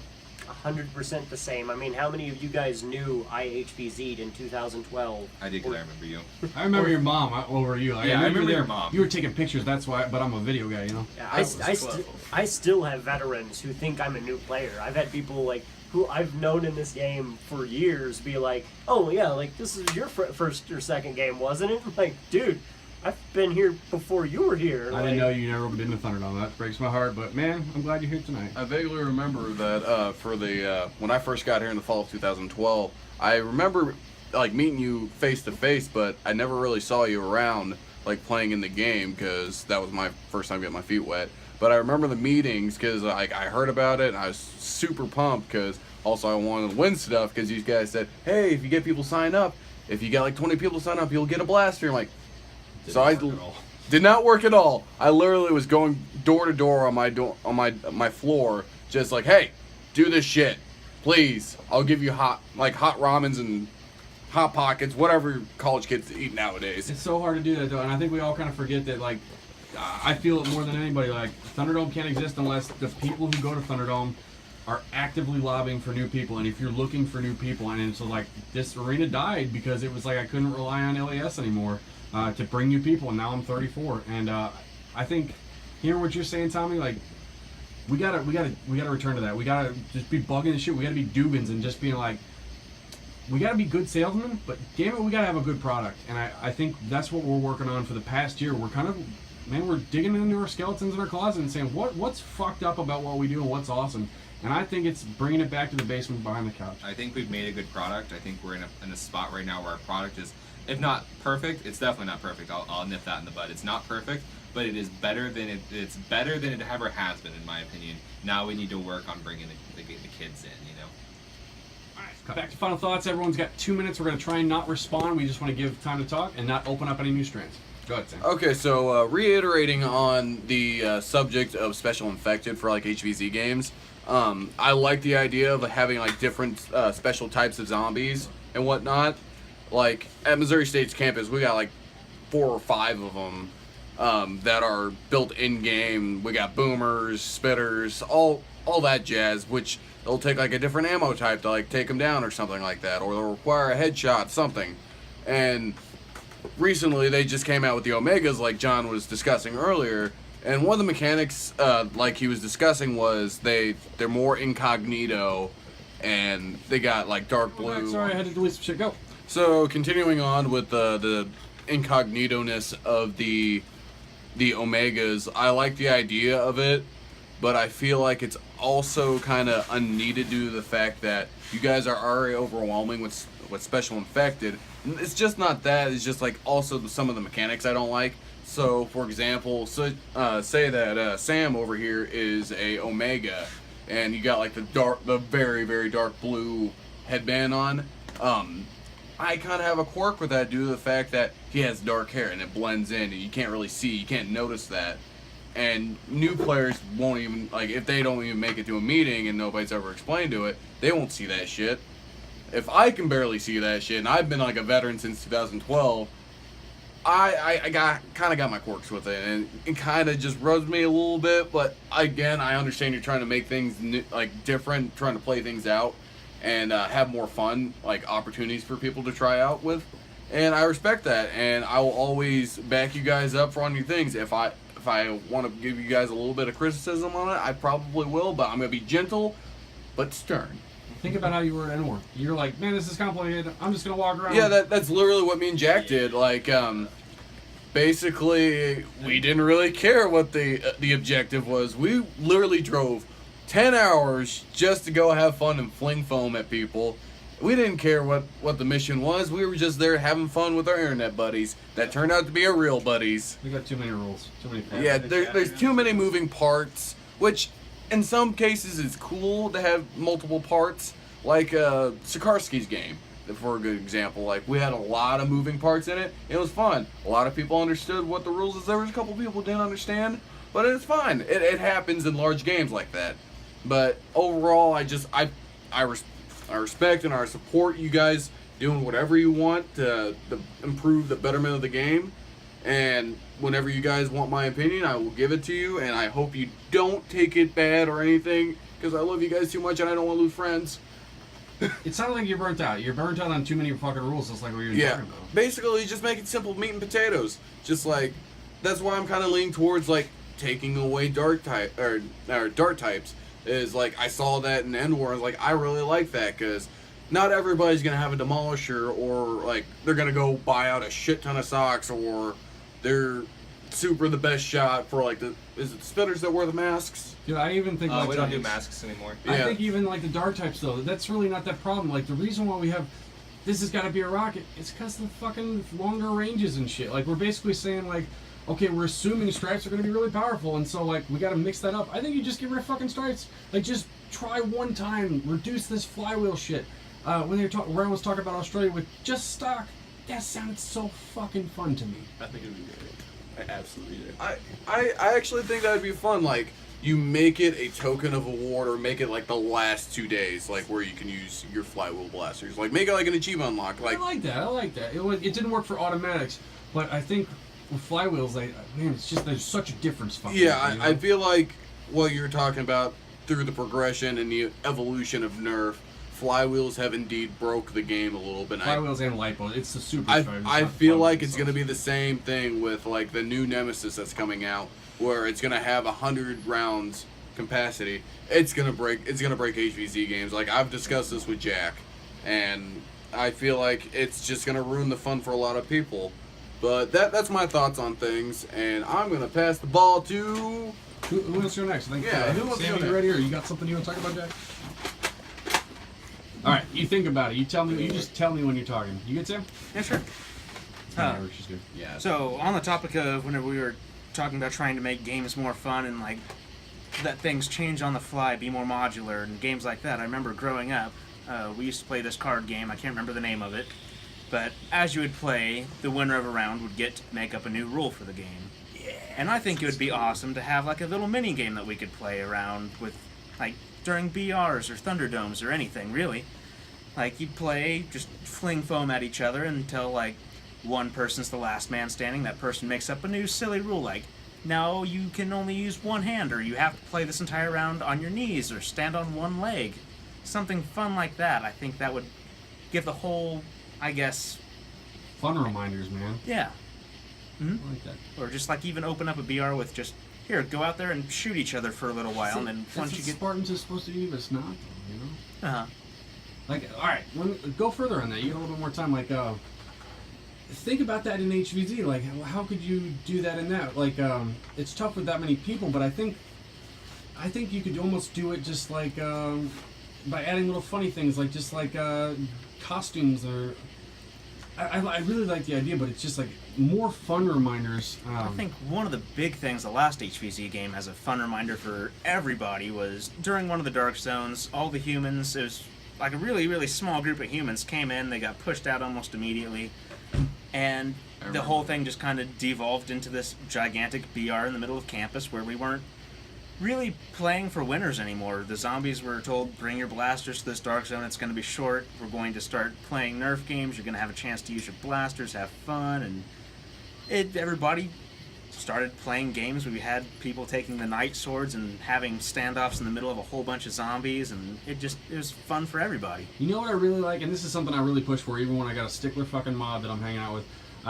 If we're hanging out and basically just like I see something more fun, like if I'm filling in or just doing something, I'm not afraid to change the rules on the fly, and I'm Rob, so I can kind of fucking do that. But if I'm just like, hey, we're not respawning here, we're gonna do this over here, and basically just like you kind of like communicate what's going on, but just like almost just like if everyone was just at that point where they're kind of just okay with that, we're more okay with changes, and it's like being mad at the mods, man. I don't know how you do that other than just say like in it, because then you go almost into like mods almost it's hard not to be, well, fuck you, we're just gonna change it. Like it's just can't be us versus them anymore. It's got to be us all the time. No verse, just fun, you know. Yeah. Anything else? That about wraps me up. All right. You want to talk? Sure. All right. What you got? Okay, when I started HVZ, I was one of those really I went in with the mindset of I want to feel like one of those guys in Resident Evil, like Apocalypse, that's mowing people down in a street and with all the tech gear, and that made me miserable. I had my strife, had all the tech gear, and that just ruined it because it was just like I wanted to be the biggest badass, but my only definition of that was survival and like zombie kills, and that ruined it. And through Thunderdome and like the Thunderdome mentality of fun, I now run my battle boat with more stuffed animals than tack gear, and I got my sheep, and it still works, and I got my cat, and I got 2 baby heads on an RSCB shotgun and with LEDs, and I absolutely love it. This is the most fun I've ever had in this game, and it's because I don't focus on survival. I don't focus on being the biggest badass. I do what in that moment is just like impulsive fun. Like if I'm talking to someone and they say, "Oh man, it'd be so funny if we did this," and I'll just look at them and go, "Yeah, I'm gonna go do that. Why You're gonna not? Come with me." Exactly. And like you guys notice it when you guys say, "Let's do crazy shit." If someone else doesn't say it, I'm gonna say, "Why are we not doing that?" Like I'll be completely serious. I'll be like, "Give me one reason why that's." Dude, you're like, "Oh, I wish I had more baby parts," and Rob's like, "Here's all the baby parts I have." No, like you were like, "What if you crammed that baby head on yours too?" And I was like, "Give me that baby head right now." And now I have a baby head. Now I have an RSCB that comes out of the mouth of It's a baby head. contagious, man. Just And, acceptance. and I absolutely love it. And I just like I refuse, and I mean I know that some people don't like this, but I absolutely refuse to play team deathmatch or free for all life-based in my Thunderdome. And it's like, and that is the only time that I will ever say that it's my Thunderdome, as in like I will put my foot down on that, and that is because I absolutely hate with a fiery passion sitting on the side and going, "Oh, this is pretty cool, that guy's hiding over there, and then there's one other guy left in that team, and they're running around in a circle. Oh hey, 10 other guys that are also not playing and have bored out of your mind." Because it's one thing when the game has like a natural end, but I find it ridiculous when it's the 2 people that want to be the best and they want to survive, and so everyone else is just sitting there with nothing to do. And I love multi-medics. I will play that. That's For like, I love the fact that you play and then you go in crazy, and then if you die you go back and you're there again. There's no waiting, and it's us, man. yeah, and you sort of gotta meet people, but at the same time, like I've run, it allows me to focus on like the feeling that this game gives me. So, for instance, like we were talking about it before, when I play Thunderdome, I will feel like a badass, whether, like, it's not a matter of, oh, my blaster shoots 100 feet, or, oh man, I got a rate of fire of like a bajillion million things. Like I'll run a stock like barrel break because I feel like a Resident Evil like character, or I'll run like I've dual wielded sledge fires just on their own, and I know I was gonna die, and I ran in and I took out 2 people with me, and that was all I wanted, and I absolutely love it. Like I am excited for 3.0 because I get to use my Thunderbolt. I have a clear blue one, and I love it because I feel like Legolas, and it's in the best way possible. And that's all I want, is I want to feel like a kid pretending to be someone while also seeing that someone else is enjoying that. And that's me focusing on my own enjoyment. And yeah, I own a Super Strife, and I put a lot of money into it, and that's cool. But I also put baby heads on RSCB shotguns, and it was the best. And it has LED. I don't think like, you have enough baby heads. Yeah, it's gonna be a collection now. It's gonna be a theme. I'm taking all your baby heads, All right, Maybe your arms. I'm gonna piggyback off you. but I loved it. Whether or not Drac and more people decide to do the Springers thing, which you should, because it's gonna be awesome. If what not, if we day should one? do it. What if the first part was awful?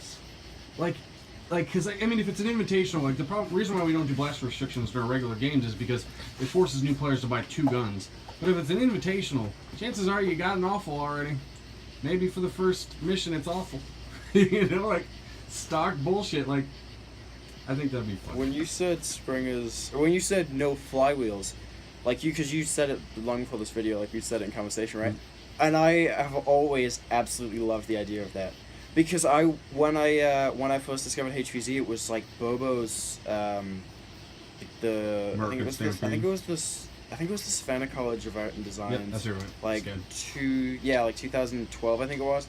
Anyway, he did like a video, but man, they were using like pump action long shots. You use and, everything, yeah. But it was a matter of you could actually, because everyone wants that horde busting thing, like like you guys all did that, right? We go hold like a point, you just mow things down. But if everyone has a strife, yeah, you're gonna mow something down, but you're gonna have to do 85 other things to beat that. Whereas if you have a pump action long shot or like an EAT or whatever, that you get that experience, and it's not. You gotta look for a special sock. You don't have to cheat. You don't have to dive into. We all got that or a tonight hybrid, because like we it's- used Vortex. You know. That was the best. Like I'd run a Rovonix 360. I see the appeal of it now. I would absolutely do that. And I want people to be able to play with a simple. I see someone with a different armband. I shoot them. They die, and then it's the same. It's just going back to the simplicity of what made it grow in the first place, which was I want to feel like a badass and not be confused doing it. Damn straight. You don't got any icing for that? I like the idea. I like doing dumb shit. Now, hear me out here. A round of HVZ with only blowpipes and socks. Oh god. Socks. Well, they tried that at OSU, and it was like it was an invitational, and it was just really frustrating. Yeah. It was fun.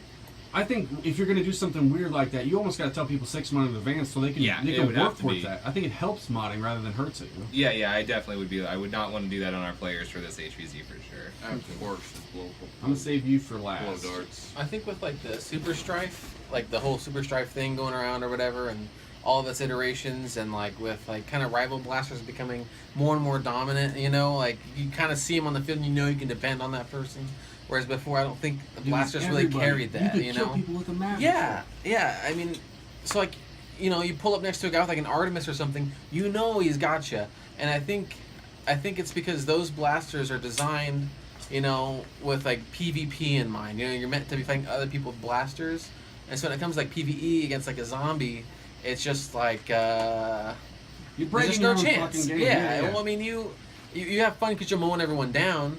But it's like you didn't really have to try, versus if you've got something like, like an EAT or something like that, you can still mow people down, but at some point you're going to have to run away, But if you've got like, something really meaty like a Super Strife or like an Artemis or something just, with like capacity and range and just everything, it's like you're like almost too safe, I guess. That's absolutely right, yeah. And it's just, I would say that's probably my only problem with them, is that it's just like... The point when you have to run is when you have to reload, and there's no panic before that, because you just know you can rely on what you brought, and I don't think any other Nerf guns really have that. I mean, did you feel that tonight when we were fighting each other? We were fighting with each other. Yeah. And it wasn't just like this thing that was way far away. Like it was intimate as fuck. When you got killed, you were both laughing together, and I don't think you have that with the Super Stripes. Yeah. Well, so I had brought this.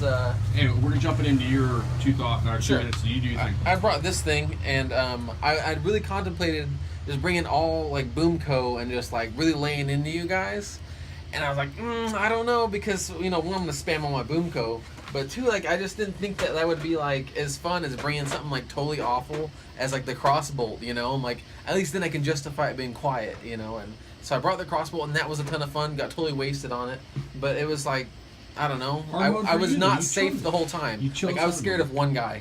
You know what I mean? And I don't think I'd have been scared of one guy with something like that. And I'd say like for like my end it all kind of thing. I feel like to get more people at the games, you have to kind of wear Nerf on your sleeve. I'm kind of like the Jehovah's Witness of Nerf. Like in my town, like if I'm around you, I'll like elbow Nerf in there. I don't care like what we're talking about. I'll elbow Nerf in, and then usually someone at some point has had enough experience with Nerf where they'll go, really, tell me a little more. Like, what are the games you play? And like you said, rules? yeah, is there rules? Like, how do you lose? How do you win? And people get really drawn in on that. And if you can just like put forth the effort to make them go to one, like, hey man, I'll give you a ride. Even I'll you know, we're gonna go get something to eat afterwards. I got the meal. Don't worry about it. Just come with me. And it's a lot easier to get a car full of people who, you know, like maybe one or two of them will come back again. But you planted the seeds with everybody else. You know, they're gonna go and say, yeah, you know, I kind of played Nerf with someone else. Hey, do you know this guy? And I've met people in my town who are like cops and stuff, like real adults who are super into Nerf, but they were always kind of like sheltered in their own Nerf world, where like they had collections and walls full, but they couldn't really play with anybody else because they're like, you know, I'm an adult, I can't play or whatever. And I've been like really able to unite with the community just by like I said, elbowing Nerf in every conversation. And I think like you talked about Dugan before, and it seems like he had a really easy way to do that too, where he just like people first and Nerf second. Just like, hey, how you doing, man? And then like have a real conversation with you, and then at some point Nerf, you know, bled into that conversation. And I think if people aren't afraid to like wear Nerf on their sleeve, and to just, you know, tell everyone they know about it, and make the extra effort to make sure they don't have to make any effort to play. Like I bring extra, you know, weapons for everybody, armed darts. I don't care what it takes, as long as, you know, I can get their foot wet, you know. Like, and I think if everybody tries to do that, it's with somebody, you know, I think numbers won't be an issue anymore. I don't think it'd be as hard. The thing I got for that is, I think it's easier to sell too. Like, I think a lot of people in this town are really like, they don't realize how what we have here is so special.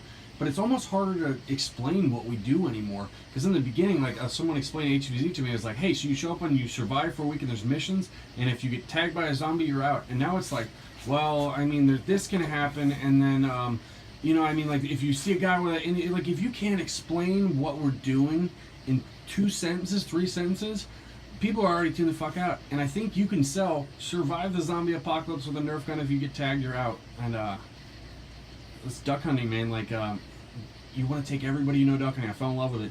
And all it takes is one good day of duck hunting where all the ducks come, and you're just like, I'm in this, and you and you know, sometimes you have to bring the guns for your friends, or, you know, supply the ammo. But if the ducks don't show up, it doesn't. You won't get hooked on it. But I'm just saying, like, man, maybe take them out trap shooting first, where you know you're gonna have fun. Like, simplify this shit.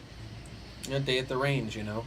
I mean, like I said, sometimes the ducks don't show, but if they already know that a day at the range is fun, and then maybe afterwards you do something a little extra, like, that's cool. And I think when we bring new people in, if you kind of like keep an eye on them and watch where they stop having fun, or where they stop and cross their arms and wait, like, that's when you know that, like, that whatever that just happened to them needs to be different. And that's what I was saying earlier, whenever we were playing like Spartans or something, like, I'd see my friends get mowed down, and then they just wait on me, and they'd almost like, you know, ghost me around, like, okay, when do we start the next one? You watch them to get on their fucking phones. If they're on their phones, I mean, as soon as the phones flip out, you know that you've, like, you know, lost your audience. So I think if, you know, not just bringing people, but when you bring them, like, kind of keep an eye on them and be like, you know, when do they break from the game? With you. I'm just like, dude, like, the mods were all together, and like I saw you, I'm like, hey, so you want to come with us out to dinner? They're like, yeah, I'll show up. And now you come and stay with me. Surprise. But if I wouldn't have done that, man, I could have fucking lost you in that split second where you showed up and you're like, I guess no one really wants to talk to me, you know? Yeah, you know, I guess I just drove an hour out to play for an hour and I'm going home. Okay. Bye, everybody. Glad I met you, brother. Yeah, me too, man. John. Alright. So I'm not about to ruin the good times, but talk about some deeper shit. I like deeper cuts, you know me. So, you know, Rob has his whole Thunderdome deal of, you know, dealing with his PTSD and his depression and stuff. And, you know, I'm a pretty cognizant person, aware of my own emotions. Something academic. That's what, you know, we do. But, you know, Thunderdome in no small way really helped me. And we talked about it earlier of, like, you know, when I first came to HVZ, I was, you know, twiddling my thumbs in a chair in a meeting while everyone else was with their friends. And, you know, for my first year here in Springfield, I was depressed. You know, I didn't ever leave my room, expect to play, you know, played video games all day, nearly failed a bunch of classes, you know, went out to eat with friends, never. I would go out with my floor mates maybe once a month, if that. But otherwise, I was by myself, depressed, in my room. Got invited to play HVZ, had fun, didn't really make any friends during it, but, you know, had fun. But then everyone went off and had their separate, you know, deals afterwards. But then I hear about this thing called Thunderdome. Rob is spamming the Live Action Society page about it. And, you know, I'm not super big friends with the guys on the floor at that time, but we decide we're going to go. A, because someone mentioned beer. And the 21s were like, yeah, beer's great, but we're broke, so let's go get beer. And we came over, and I had the time of my life. And, Rob actually sat and talked to me. And, so did Sammy and whoever else was there. They sat, and then we talked, and we chit-chatted around a bonfire for hours till like 3 in the morning. And that, got me out of the depression, It never really went away until, I started getting friends here on the campus, but it abated it, it subsided a little. And then fast forward a few years, and depression hits again, some bad times with someone happened, and this is at the lowest point of Nerf in my life. I was out of love with the hobby. I had sold a lot of my Nerf gear to people who are not even in the hobby. It's been so long, and then fell out of love, and instead of Nerf, alcohol really hit me hard on that one. I crawled into the bottle for about a solid 3 months, and it took me a lot of caring friends to get me out. And now fast forward a few years, and depression has reared its ugly head again. Hard times in John's life has happened again. Working through them. But this time I've got the hobby back in my heart again, and Thunderdome may not be back, but it is back enough where I can come over to Rob's house and be like, hey, let's put babies on things. Let's do it. Let's put Christmas lights through baby faces. Put that on my tombstone. Yeah. And it has its low times. Yesterday when you guys were busy, and I didn't feel like I could come out, and all my other friends were busy, and was sitting in my robe in my house watching TV, drinking beer, and not to get drunk, but just to do something, and that was a low point. And then today, I've killed my Facebook for a few days, and let's have a water gun fight in the park. Fuck yeah, let's do it. All right, I have nothing to lose from this and everything to gain. And then afterwards, Sam's like, Jack's like, hey, Rob's doing this thing. Can you take me back home and come back later? And I was like, okay. Tell me more. Let's do it. Hello. And I was like, yeah, I have nothing to lose and everything to gain from coming and hanging out and playing Nerf and having all this fun. And so, this wasn't just, I didn't come to win a blaster. I don't care. Whatever. I can go get 1,000,000 strikes if I want. A fucking castle, I came to fight I came to hang out with my friends, to storm a castle with my buddy, and have the time of my life. And, hopefully, and not even hopefully, this will help me out of this dark period one way or another. So that's about it for me. I like that we didn't have a thesis statement to it, because that's kind of how it was when I started on this shit, man. Like, it was, we played in the house. I played in the dorms, but we just shot each other up on Woods 10. But then we played, like, when Thunderdome was really born, like, it existed for 8 months before I cracked shit out in there. It was just like, kind of that getting bigger. Okay, we need to go in the backyard. And then it was sniper towers and drawbridges and all these things. And finally, I got to the point where there's nothing new that I could do. I bought 3 acres to play airsoft. And it's just like, it didn't matter how much more complicated, how much better, that returning, I couldn't find fun in what we were doing anymore, and I had to just completely kill it, and then just have a stupid idea to just like put bait in the backyard and invite people to come raid my yard, and that's the first time it's been fun in a long time for me, and I really don't want to have to rely on community building anymore. I'm trying to make it like, I was okay with Thunderdome 3.0 because the idea of CQB is it's fun with 2v2, it's fun with 1v1. If Sammy says let's go out in the yard, I challenge you to a fucking duel, we can go out there right then. And I think we're getting back to why Nerf is fun. It's because it's fun when I shoot Josh, and Josh shoots me, and we laugh together. And I think somewhere along those lines, it gets muddied when there's a lot of people, because it's hard to have an intimate experience with 1,000 people or 100 people. And I think HVZ may not be perfect, and it may not be fixable in these regards. So I think we just keep trying new things like this. But man, I don't think I'll ever do a Thunderdome again where it's, hey, 50 people come over, or invite 30 people to come over, and if 15 show up, it's a failure. It's gonna be more shit like this, or just random, like, I own a fun house, and every once in a while I'll have funny ideas, and I'll invite you to come storm the castle, and maybe I'll create a new scenario. And I really like this mini bosses thing, where it's just like it starts at 5 o'clock, and the first person who comes, I'll fight you.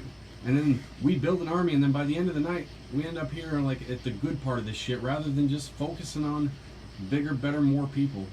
We focus on the people who are fucking here, and then we invite new people, and as people show up throughout the night like they did, it felt like Thunderdome again.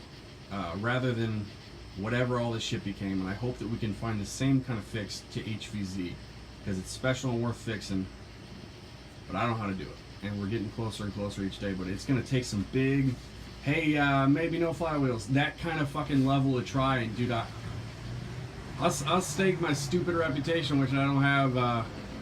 You knock these flywheels out on this big fucking invitational, and we don't need to change a whole lot other than that. It's going to be like taking Z out of the alphabet. We don't really use that one anyway. I mean, we'll figure out other ways, and we gotta break this cycle, you know. All right, guys, thanks for watching. This has been Real Talk on the Porch. This has been fucking great. I like Rob shutting up, and I like other people being in charge, and hey, you know, we've been doing platypus, but you know what we're gonna do this time? If you got this far, it's wallaby. Say wallaby if you made it this far, and anytime I see stuff like that, it encourages me to keep uploading this shit, because I ain't making any money doing it. Also, if you're this far in, I'm gonna tease a project. Not the Crimson thing. That's gonna happen. There's gonna be a lot of butthurt. It's gonna be really funny. But also, that's coming with a Crimson Longshot scope, and what I'm gonna do with that, what I was talking about, was just like encouraging the world that I want to live with Nerf. I'm not going to blow up the Crimson Longshot scope. What I'm going to do is I'm going to challenge the world to make Rabomination weird blasters. And you got a head start if you're watching this right now, because I'm not going to announce that video. But your goal is to make a weird blaster. You integrate a stuffed animal or some type of baby onto a blaster of your choosing. Or a baby stuffed animal. And we're going to pick winners out of that, and we're going to reward the fuck out of you. And so, like, if you're watching this, you got a head start. Start integrating some babies into some shit, and I don't care if it's a strife, if it's funny. I want to see an armadillo. What I'll probably end up doing is there'll be the scope, and then there's going to be some other prizes too. But my goal in doing this is not so you can show that you're better. It's to remind you that shit doesn't need to be perfect. You don't have to be as good as Drac. What you need to do is you need to have fun modifying the blaster, and like think about the person you're going to shoot. Make them laugh as you're shooting them, because they're important too. All right, bye.